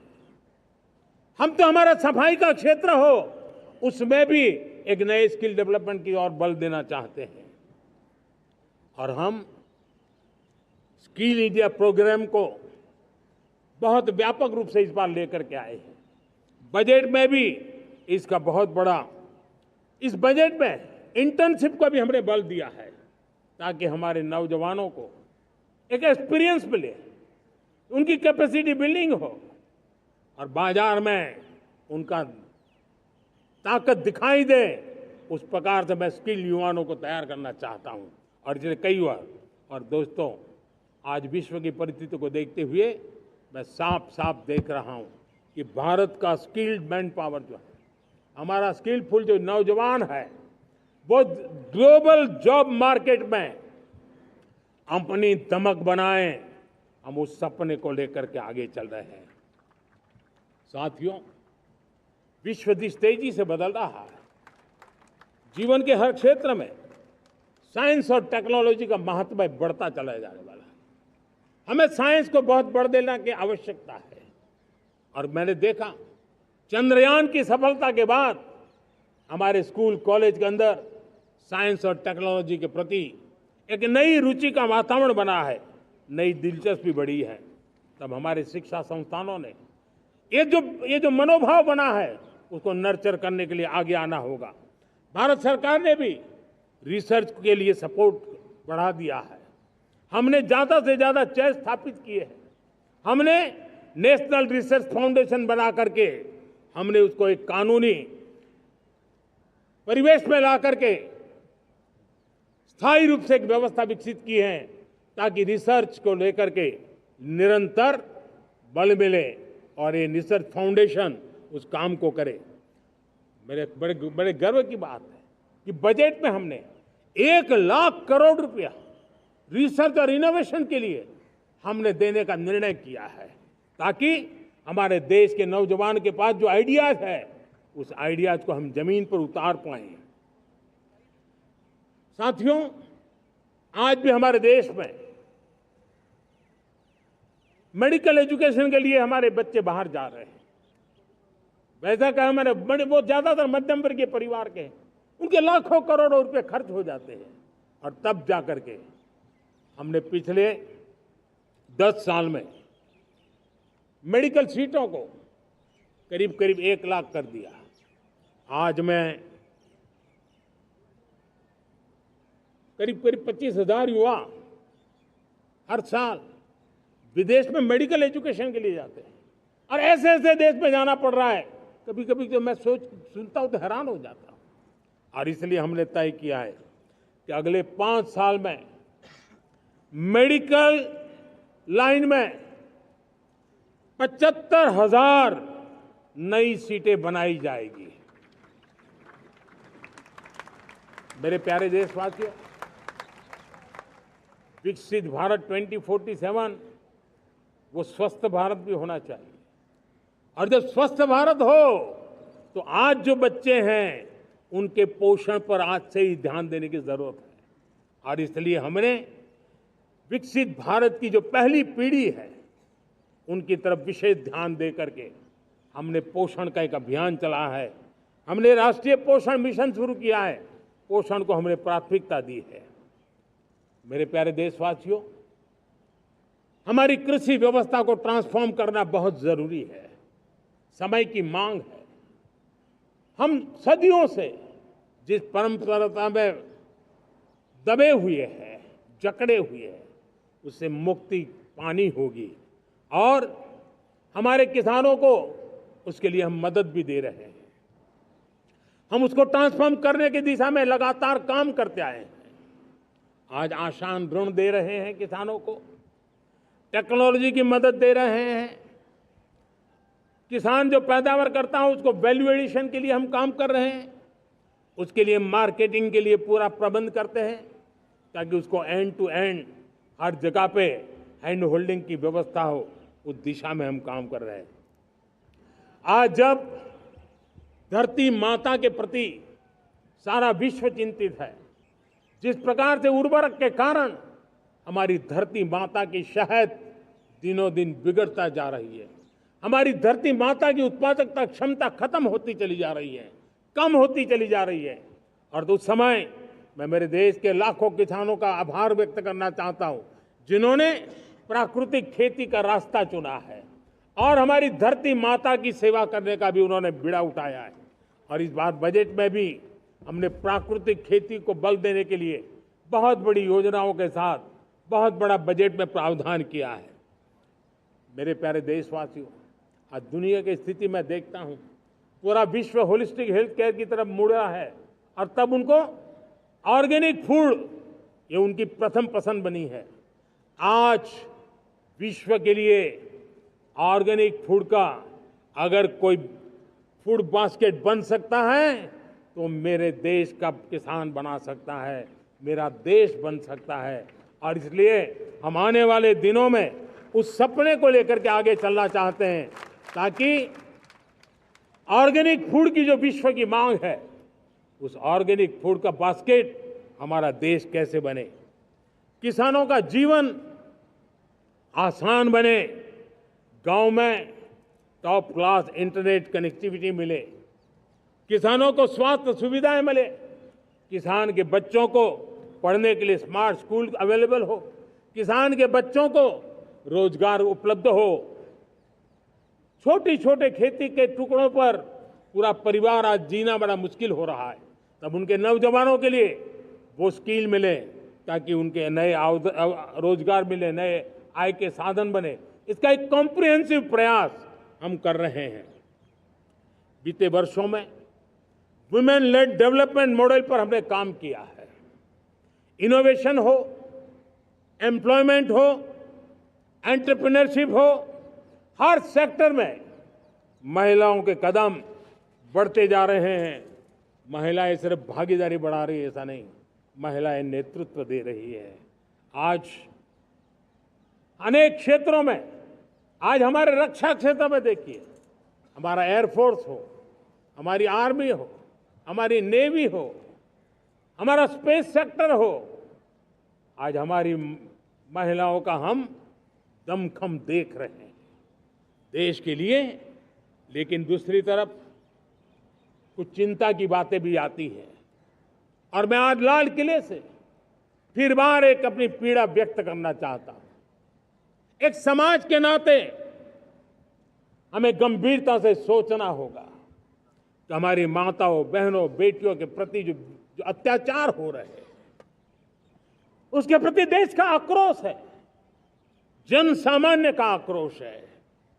इस आक्रोश को मैं महसूस कर रहा हूं।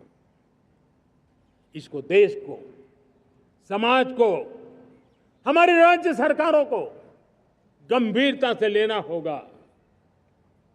महिलाओं के विरुद्ध अपराधों की जल्द से जल्द जांच हो,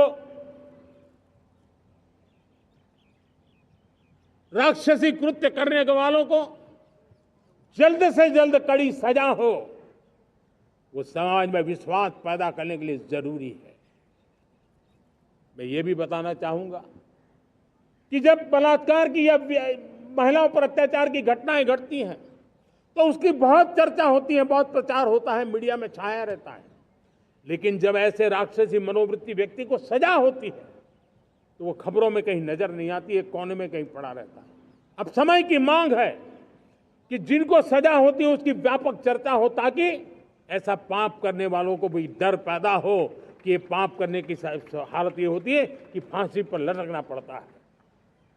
और मुझे लगता है कि ये डर पैदा करना बहुत जरूरी है। मेरे प्यारे देशवासियों, हमारे देश में ऐसी एक आदत बन गई थी स्वभाव से, हम देश को कम आंकना, देश के प्रति गौरव के भाव का अभाव होना, ये पता नहीं क्यों हमारे जहन में घुस गया था। और हम तो कभी कभी तो लेट आए तो कहते थे इंडियन टाइम, शर्म के साथ हम बोल देते थे। देश को इन चीजों से हमने बाहर लाने में सफलता पाई है। किसी जमाने में कहा जाता था अरे खिलौने भी बाहर से आते थे, वो दिन देखे हमने। आज मैं गर्व से कह सकता हूं कि मेरे देश के खिलौने दुनिया के बाजार में अपनी धमक लेकर के पहुंच रहे हैं। खिलौने हमारे एक्सपोर्ट होने शुरू हुए। तो एक जमाना था हम मोबाइल फोन इंपोर्ट करते थे। आज मोबाइल फोन का मैन्युफैक्चरिंग का इकोसिस्टम बना है, एक बहुत बड़ा हब बना है, और आज हम मोबाइल फोन दुनिया में एक्सपोर्ट करने लगे हैं। ये भारत की ताकत है। साथियों, भविष्य के साथ सेमीकंडक्टर जुड़ा हुआ है, आधुनिक टेक्नोलॉजी जुड़ी हुई है, एआई जुड़ा हुआ है। हमने सेमीकंडक्टर मिशन पर काम शुरू किया है। हर उपकरण में मेड इन इंडिया चिप क्यों न हो, क्यों ये सपना मेरे देश का नौजवान देखे। टैलेंट यहाँ है, सारे इस प्रकार के रिसर्च काम हिंदुस्तान में होते हैं, तो अब प्रोडक्शन भी हिंदुस्तान में होगा, सेमीकंडक्टर का काम भी हिंदुस्तान में होगा, और हम एंड टू एंड सॉल्यूशन दुनिया को देने की ताकत रखते हैं, और हम उसको का। साथियों, एक जमाना हमने देखा है 2G के लिए हम कैसा संघर्ष करते थे। आज हर उपकरण में हम देख रहे हैं, हम तेजी से आगे बढ़े, और 5G जिस तेजी से पूरे देश में रोल आउट हुआ, हिंदुस्तान के करीब करीब सभी क्षेत्रों में 5G पहुंच गया। वो विश्व में तेज गति से 5G पहुंचाने में हम आगे रहे। और देश साथियों, मैंने कहा हम रुकने वाले नहीं हैं। 5G पे रुक जाना हमें मंजूर नहीं है। हम 6G पर अभी से मिशन मोड में काम कर रहे हैं, और विश्व में हम उसमें भी अपनी धमक जमाएंगे, ये मैं विश्वास से कहता हूं। मेरे प्यारे साथियों, डिफेंस सेक्टर हमारी आदत हो गई थी। डिफेंस बजट कितना ही क्यों न हो, लेकिन कभी को सोचता नहीं था कि डिफेंस बजट बढ़ा तो जाता कहां है। डिफेंस बजट विदेशों से खरीदी में चला जाता था। अब हम चाहते हैं हम आत्मनिर्भर बने, और मैं हमारी डिफेंस फोर्सेस का हृदय से धन्यवाद करता हूं। उन्होंने हजारों ऐसी चीजें लिस्ट कर दी है। उन्होंने तय किया है कि हम विदेश से नहीं लाएंगे। राष्ट्र के लिए जीना क्या कहते हैं, ये हमारे सेना के जवानों ने दिखाया है, और उसके कारण डिफेंस के सेक्टर में हम आत्मनिर्भर होते चले जा रहे हैं। आज डिफेंस मैन्युफैक्चरिंग में भारत की पहचान बनी है, और मैं आज खुशी से कह सकता हूं कि जो देश कभी डिफेंस की हर छोटी मोटी चीज बाहर से लाता था, आज धीरे धीरे दुनिया के कई देशों में हम जो डिफेंस के इक्विपमेंट मैन्युफैक्चर कर रहे हैं वो हम एक्सपोर्ट करने लगे हैं। दुनिया में डिफेंस हब, मैन्युफैक्चरिंग हब के रूप में हम धीरे धीरे उभर रहे हैं।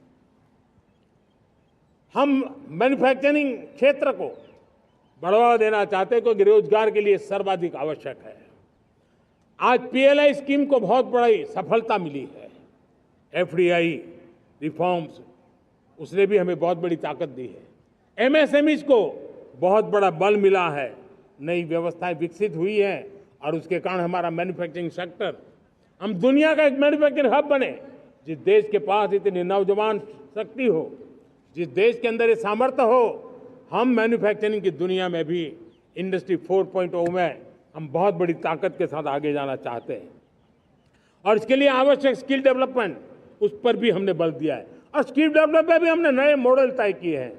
हमने जन भागीदारी को जोड़ा है, ताकि तुरंत रिक्वायरमेंट के अनुसार स्किल डेवलपमेंट हम कर सके। और मुझे विश्वास है, मैं लाल किले की प्राचीर से कह रहा हूं, वो दिन दूर नहीं होगा जो भारत इंडस्ट्रियल मैन्युफैक्चरिंग का हब होगा, दुनिया उसकी तरफ देखती होगी। आज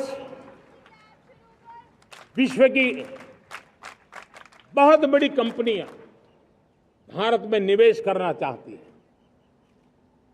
ये चुनाव के बाद मैंने देखा, मेरे तीसरे कार्यकाल में जितने लोग मुझसे मिलने के लिए मांग कर रहे हैं वो ज्यादातर निवेशक लोग हैं, विश्व भर के निवेशक हैं।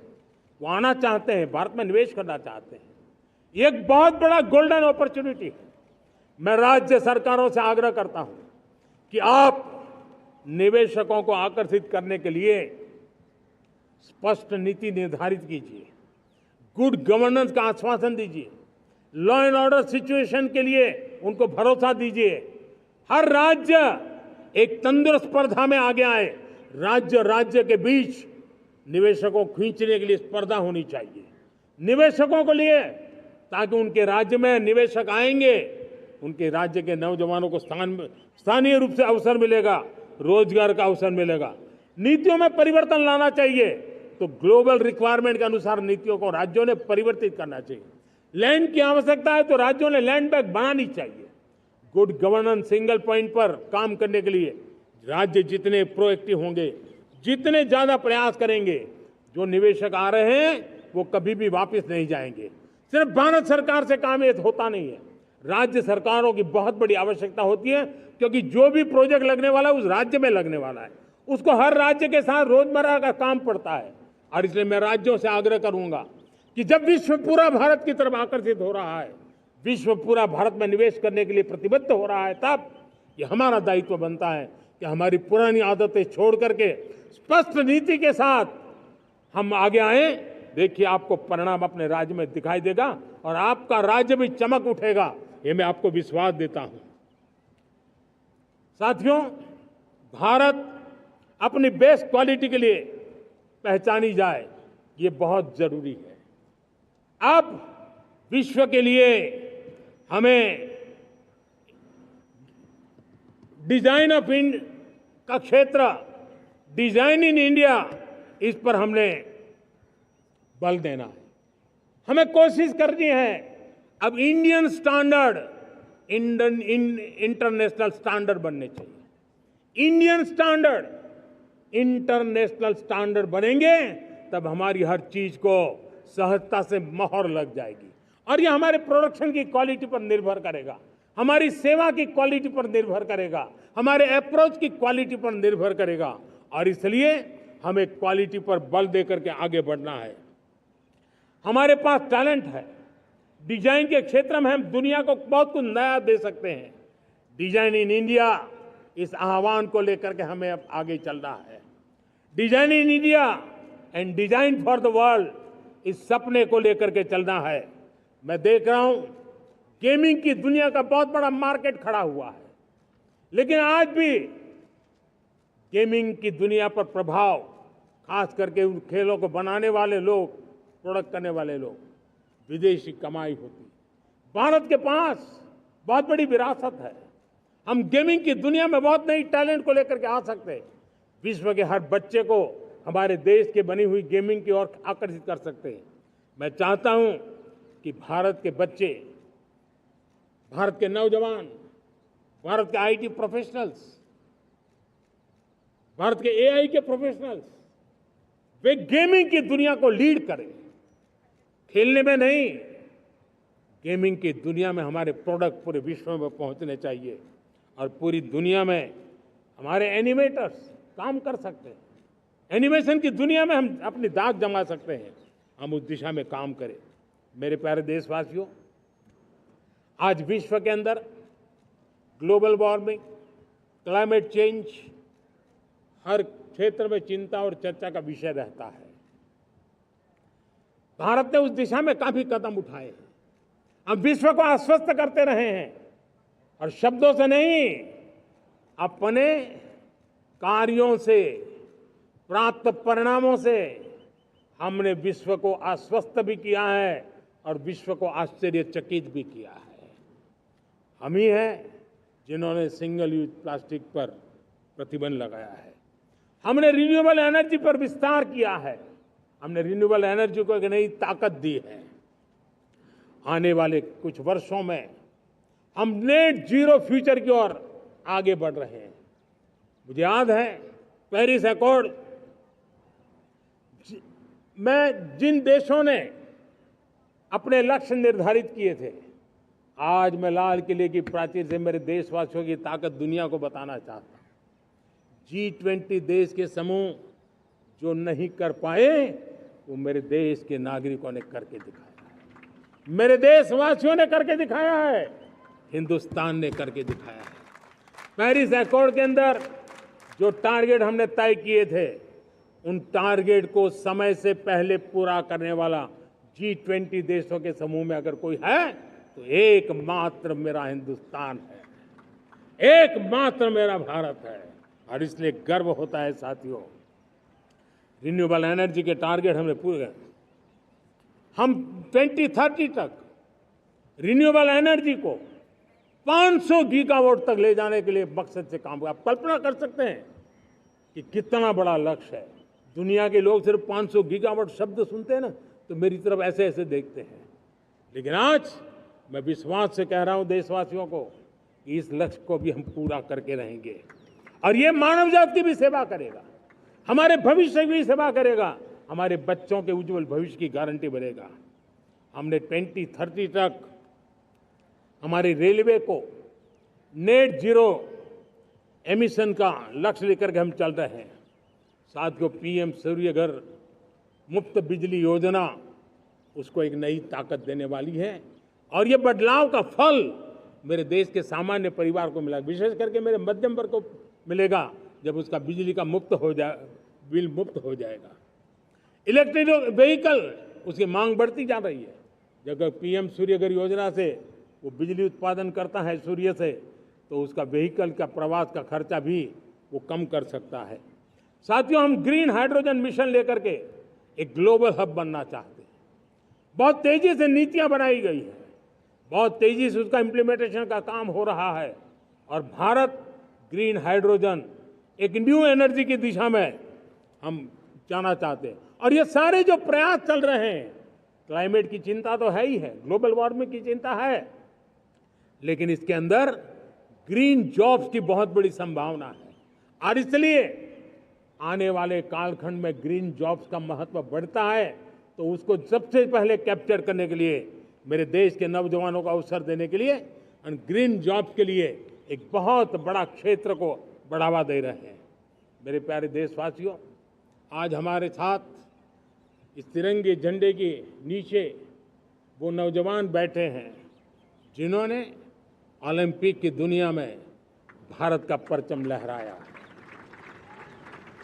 मैं मेरे देश के सभी एथलीट्स को, मेरे देश के सभी खिलाड़ियों को 140 करोड़ देशवासियों की तरफ से बधाई देता हूं, और हम नए सपने, नए संकल्प, अत्यंतिक पुरुषार्थ के साथ नए लक्ष्यों को हासिल करने के लिए आगे बढ़ेंगे, ऐसा मैं विश्वास के साथ उनको शुभकामनाएं भी देता हूं।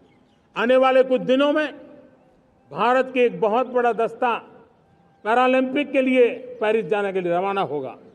मैं मेरे सभी पैरालंपिक खिलाड़ियों को भी हृदय से बहुत बहुत शुभकामनाएं देता हूं।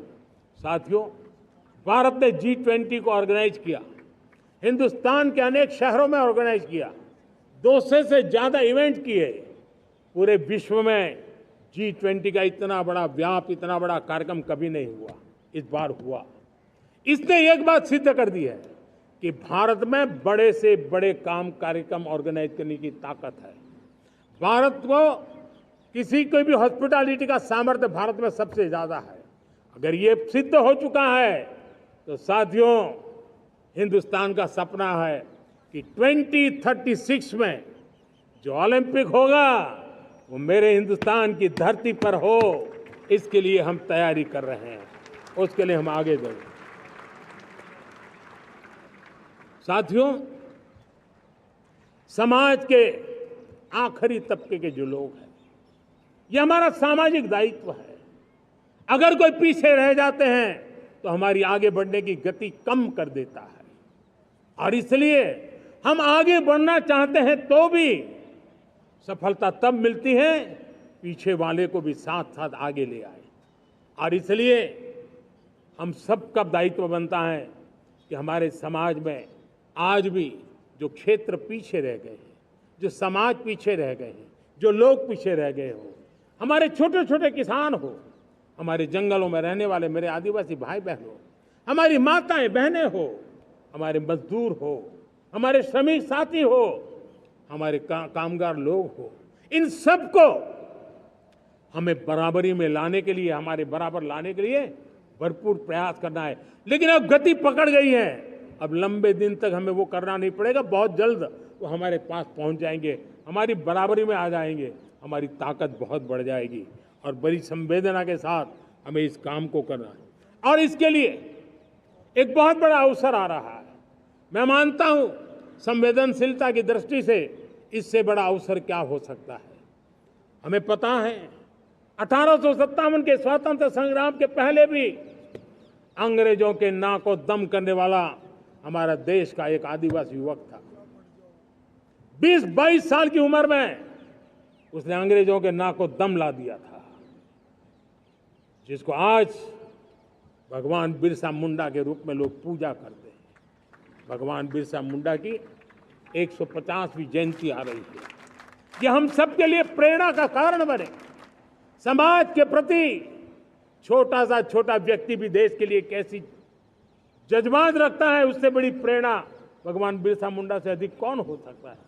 आइए हम भगवान बिरसा मुंडा की 150वीं जयंती जब मनाएं, संवेदनशीलता का हमारा व्याप बढ़े, समाज के प्रति हमारा ममभाव बने। हम समाज के हर व्यक्ति को, गरीबों को, दलित को, पिछड़ों को, आदिवासियों को, हर एक को हम अपने साथ लेकर के चले। इस संकल्प को लेकर के चलना है। मेरे प्यारे देशवासियों, हम संकल्प के साथ तो बढ़ तो रहे हैं, बहुत आगे बढ़ रहे हैं, लेकिन ये भी सच है कि कुछ लोग होते हैं जो प्रगति देख नहीं सकते। कुछ लोग होते हैं जो भारत का भला सोच नहीं सकते हैं। जब तक खुद का भला न हो तब तक उनको किसी का भला अच्छा नहीं लगता है। ऐसी विकृत मानसिकता से भरे हुए लोगों की कमी नहीं होती है। देश को ऐसे लोगों से बचना होगा। वे निराशा की गर्त में डूबे हुए लोग हैं। ऐसे मुट्ठी भर निराशा की गर्त में डूबे हुए लोग, जब उनके गोद में विकृति पलती है तब वो विनाश का कारण बन जाती है, सर्वनाश का कारण बन जाती है, एनार्की का मार्ग ले लेती है, और तब देश को इतनी बड़ी हानि हो जाती है जिसकी भरपाई करने में हमें नए सिरे से मेहनत करनी पड़ती है। इसलिए ऐसे जो छुटपुट निराशावादी तत्व होते हैं, वो सिर्फ निराशा इतना नहीं है, उनकी गोद में विकृति पल रही है। ये विकृति विनाश के, सर्वनाश के सपने देख रही है, ताने बाने जोड़ने की प्रयासों में लगी हुई है। देश को इसे समझना होगा। लेकिन मैं देशवासियों को कहना चाहता हूं कि हम हमारी नेक नीयत से, हमारी ईमानदारी से, राष्ट्र के प्रति हमारे समर्पण से हम सारी परिस्थितियों के बावजूद भी विपरीत मार्ग पर जाने वालों के लिए भी, उनके भी दिल जीत करके हम देश को आगे बढ़ने के हमारे संकल्प में कभी भी पीछे नहीं हटेंगे। ये मैं विश्वास दिलाना चाहता हूं। साथियों, चुनौतियां हैं, अनगिनत चुनौतियां हैं। चुनौतियां भीतर भी है, चुनौतियां बाहर भी है। और जैसे जैसे हम ताकतवर बनेंगे, जैसे जैसे हमारा तवज्जो बढ़ेगा, तो चुनौतियां भी बढ़ने वाली है। बाहर की चुनौतियां और बढ़ने वाली है, और मुझे उसका भली भांति अंदाज है। लेकिन मैं ऐसी शक्तियों को कहना चाहता हूं, भारत का विकास किसी के लिए संकट लेकर के नहीं आता। हम विश्व में समृद्ध थे, तब भी हमने कभी दुनिया को युद्ध में नहीं झोंका है। हम बुद्ध का देश है, युद्ध हमारी राह नहीं है। और इसलिए विश्व चिंतित न हो भारत के आगे बढ़ने से।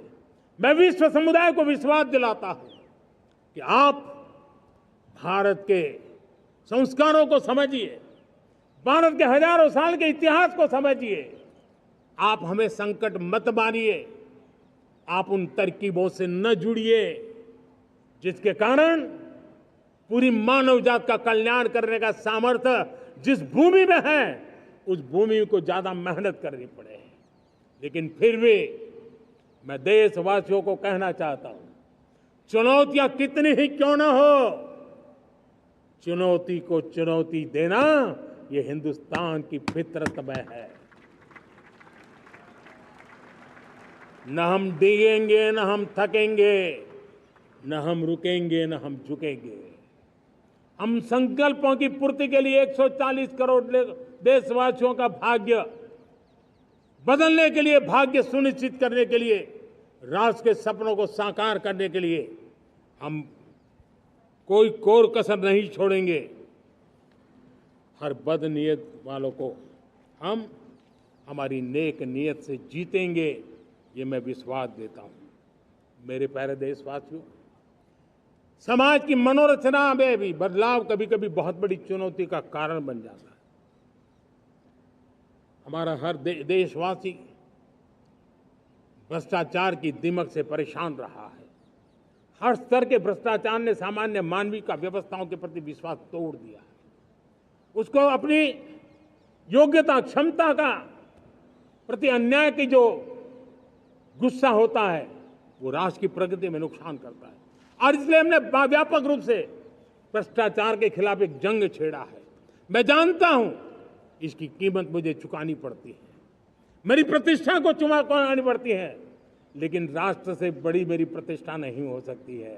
राष्ट्र के सपनों से बड़ा मेरा सपना नहीं हो सकता। और इसलिए ईमानदारी के साथ भ्रष्टाचार के खिलाफ मेरी लड़ाई जारी रहेगी, तीव्र गति से जारी रहेगी और भ्रष्टाचारियों पर कार्रवाई जरूर होगी। मैं भ्रष्टाचारियों के लिए भय का वातावरण पैदा करना चाहता हूं, ताकि देश के सामान्य नागरिक को लूटने की जो परंपरा बनी है, उस परंपरा को मुझे रोकना है। लेकिन सबसे बड़ी नई चुनौती आई है। भ्रष्टाचारियों से निपटना तो है ही, लेकिन समाज जीवन में उच्च स्तर पर एक जो परिवर्तन आया है, वो सबसे बड़ी चुनौती भी है और एक समाज के लिए सबसे बड़ी चिंता भी है। क्या कोई कल्पना कर सकता है कि मेरे ही देश में इतना महान संविधान हमारे पास होने के बावजूद भी कुछ ऐसे लोग निकल रहे हैं जो भ्रष्टाचार का महिमा मंडन कर रहे हैं, खुलेआम भ्रष्टाचार का जय जयकार कर रहे हैं। समाज में इस प्रकार के बीज बोने का जो प्रयास हो रहा है, भ्रष्टाचार का जो महिमा मंडन हो रहा है, भ्रष्टाचारियों की स्वीकार्यता बढ़ाने का जो निरंतर प्रयास चल रहा है, वो स्वस्थ समाज के लिए बहुत बड़ी चुनौती बन गया है, बहुत बड़ी चिंता का विषय बन गया है। भ्रष्टाचारियों के प्रति समाज में दूरी बनाए रखने से ही किसी भी भ्रष्टाचारी को उस रास्ते पर जाने से डर लगेगा।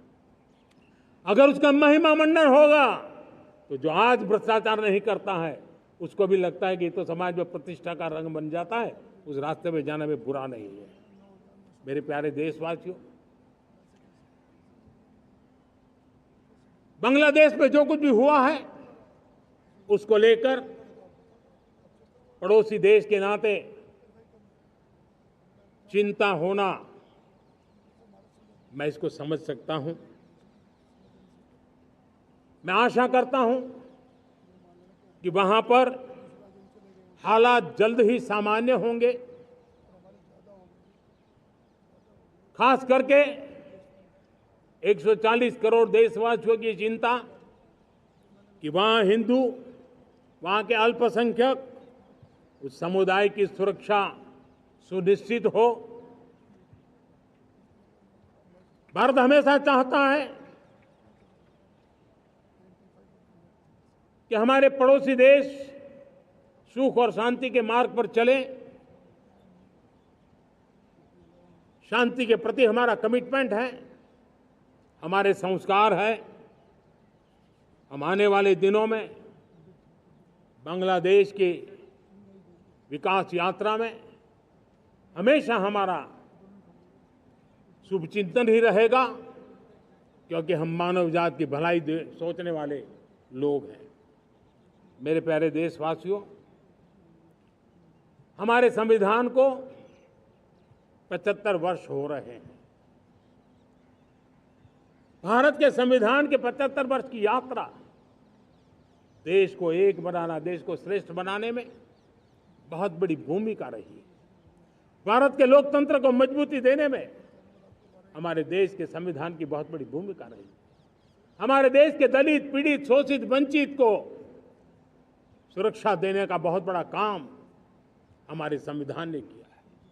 अब जब संविधान के 75 वर्ष हम मनाने जा रहे हैं, तब हम देशवासियों ने संविधान में निर्दिष्ट कर्तव्य के भाव पर बल देना बहुत जरूरी है। और जब मैं कर्तव्य की बात करता हूं, तब मैं सिर्फ नागरिकों पर बोझ बनाना नहीं चाहता। कर्तव्य केंद्र सरकार के भी है, कर्तव्य केंद्र सरकार के हर मुलाजिम के भी है, कर्तव्य राज्य सरकारों के भी है, राज्य सरकार के हर मुलाजिम के हैं, कर्तव्य हर स्थानीय स्वराज संस्था के हैं, चाहे पंचायत हो, नगर पालिका हो, महानगर पालिका हो, तहसील हो, जिला हो, हर किसी के कर्तव्य है।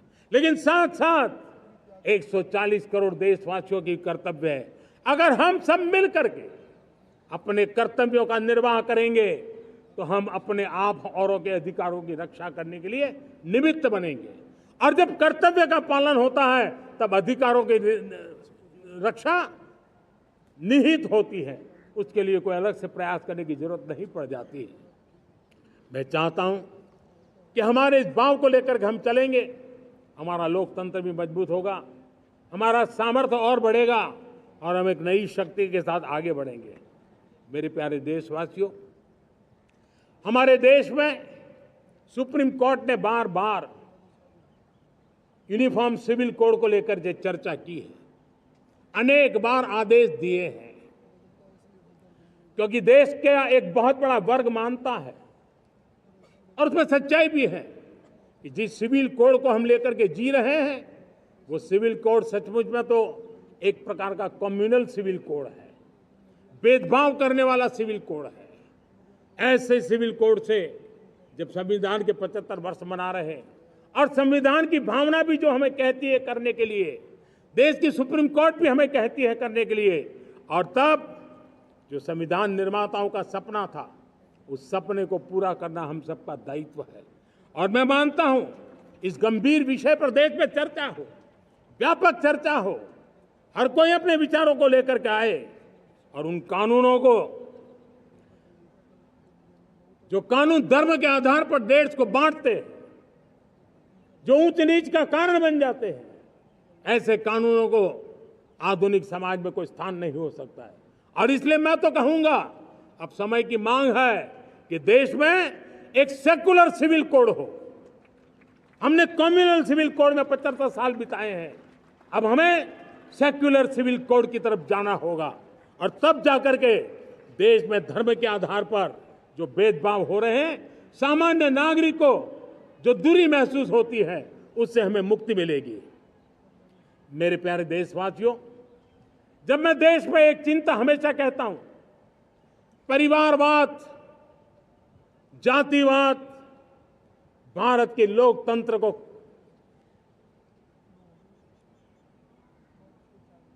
बहुत नुकसान कर रहा है। देश को, लोक राजनीति को हमें परिवारवाद और जातिवाद से मुक्ति दिलानी होगी। आज मैं देख रहा हूं मेरे सामने जो नौजवान है, उसमें लिखा हुआ है माय भारत, जिस संगठन का नाम है उसकी चर्चा लिखी है, यहाँ बहुत बढ़िया तरीके से लिखा हुआ है। माय भारत के अनेक मिशन है।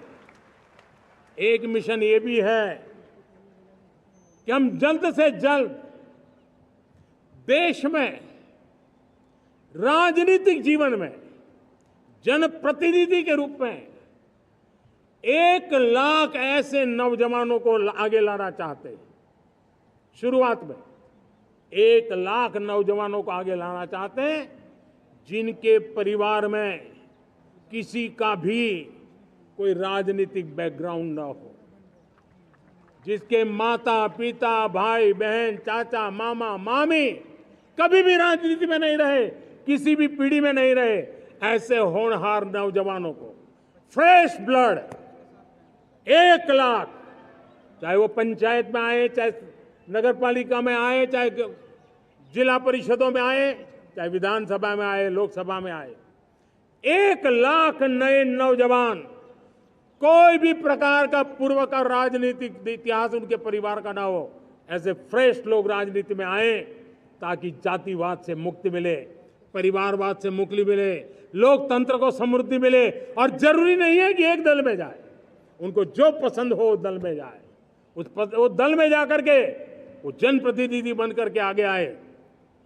देश तय करके चले कि आने वाले दिनों में 1 लाख ऐसे नौजवान जो परिवार राजनीति से दूर दूर का संबंध नहीं है, ऐसे फ्रेश ब्लड आएंगे तो सोच भी नहीं आएगी, सामर्थ्य भी नहीं आएगा, लोकतंत्र समृद्ध होगा।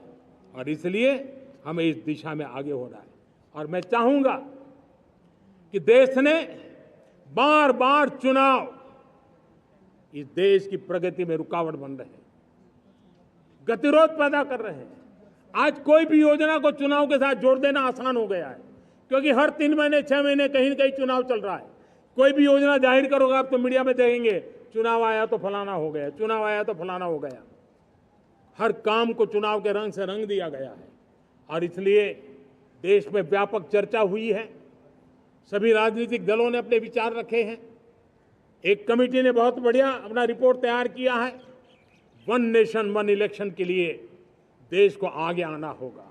मैं लाल किले से तिरंगे की साक्षी में देश के राजनीतिक दलों से आग्रह करता हूं, देश के संविधान को समझने वाले लोगों से आग्रह करता हूं कि भारत की प्रगति के लिए, भारत के संसाधनों का सर्वाधिक उपयोग जन सामान्य के लिए हो, उसके लिए 1 नेशन 1 इलेक्शन के सपने को साकार करने के लिए हमें आगे आना चाहिए।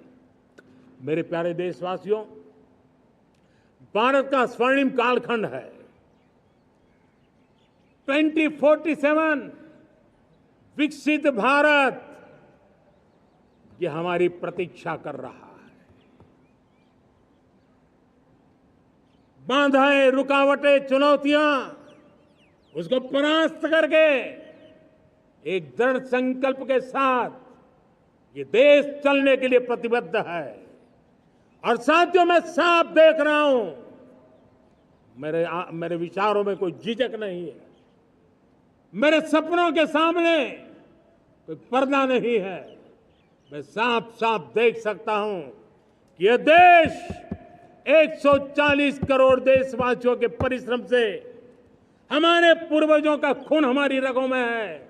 अगर वो 40 करोड़ लोग आजादी के सपनों को पूर्ण कर सकते हैं तो 140 करोड़ देशवासी समृद्ध भारत के सपने को साकार कर सकते हैं। 140 करोड़ देशवासी विकसित भारत के सपने को साकार कर सकते हैं। और मैंने पहले भी कहा था कि मेरे तीसरे टर्म में देश तीसरी इकोनॉमी तो बनेगा ही, लेकिन मैं 3 गुना काम करूंगा, 3 गुना तेज गति से काम करूंगा, 3 गुना व्यापकता से काम करूंगा, ताकि देश के लिए जो सपने हैं वो बहुत निकट में पूरे हो। मेरा हर पल देश के लिए है, मेरा हर क्षण देश के लिए है, मेरा कण कण सिर्फ और सिर्फ मां भारती के लिए है। और इसलिए 24/7 फॉर 2047 इस प्रतिबद्धता के साथ आइए, मैं देशवासियों का आह्वान करता हूं, हमारे पूर्वजों ने जो सपने देखे थे उन सपनों को हम संकल्प बनाए, अपने सपनों को जोड़े, अपने पुरुषार्थ को जोड़े और 21वीं सदी जो भारत की सदी है उस सदी में स्वर्णिम भारत बना के रहें, उसी सदी में हम विकसित भारत बना के रहें और उन सपनों को पूरा करते हुए आगे बढ़े। और स्वतंत्र भारत 75 साल की यात्रा के बाद एक नए मुकाम पर बढ़ रहा है, तब हम कोई कोर कसर न छोड़े। और मैं आपको विश्वास दिलाता हूं, आपने मुझे जो दायित्व दिया है मैं कोई कोर कसर नहीं छोड़ूंगा। मैं मेहनत में कभी पीछे नहीं रहूंगा, मैं साहस में कभी कतराता नहीं हूं, मैं चुनौतियों से कभी टकराते से डरता नहीं हूं। क्यों? क्योंकि मैं आपके लिए जीता हूं, मैं आपके भविष्य के लिए जीता हूं, मैं आप भारत माता के उज्जवल भविष्य के लिए जी रहा हूं। और उस सपनों को पूरा करने के लिए आज राष्ट्र ध्वज के छाया में तिरंगे की छाया में दृढ़ संकल्प के साथ हम आगे बढ़े। इसी के साथ मेरे साथ बोलिए, भारत माता की, भारत माता की, भारत माता की, वंदे वंदे वंदे वंदे। जय हिंद, जय हिंद, जय Hind.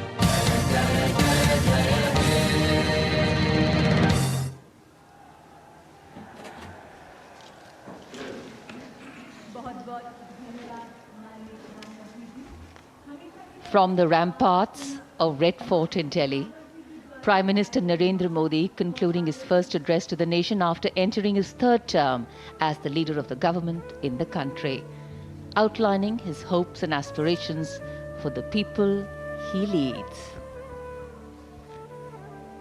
Greeting the crowds, greeting the nation as we all come together to celebrate our 78th Independence Day. So though the function here at Red Fort concludes, the day has just begun. Celebration and cheer are in the air.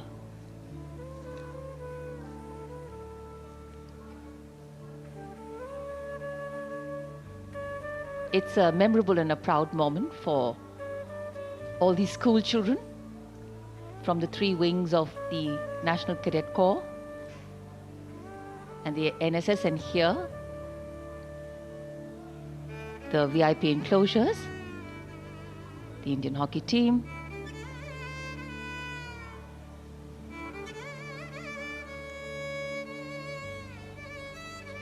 in fact, today is a celebratory day for every Indian living across and inhabiting the many dimensions of our multicultural and multilingual nation, and also across the myriad time zones of our deeply interconnected world. And as we come together today, we celebrate many things. We celebrate our achievements, resilience, our freedom fighters and soldiers, and of course, all those who serve with integrity and diligence this diverse, tolerant, complex, vibrant, paradoxical and incredible nation we call home. The Prime Minister now boarding his vehicle as he makes his way out from Red Fort. लाल किले की प्राचीर से राष्ट्र को संबोधित करने के बाद माननीय प्रधानमंत्री यहां से प्रस्थान कर रहे हैं। राष्ट्र को विकसित बनाने के संकल्प का आह्वान और उस आह्वान को रेखांकित करते हुए आज प्रधानमंत्री देश का स्वाधीनता दिवस और युवा शक्ति का आह्वान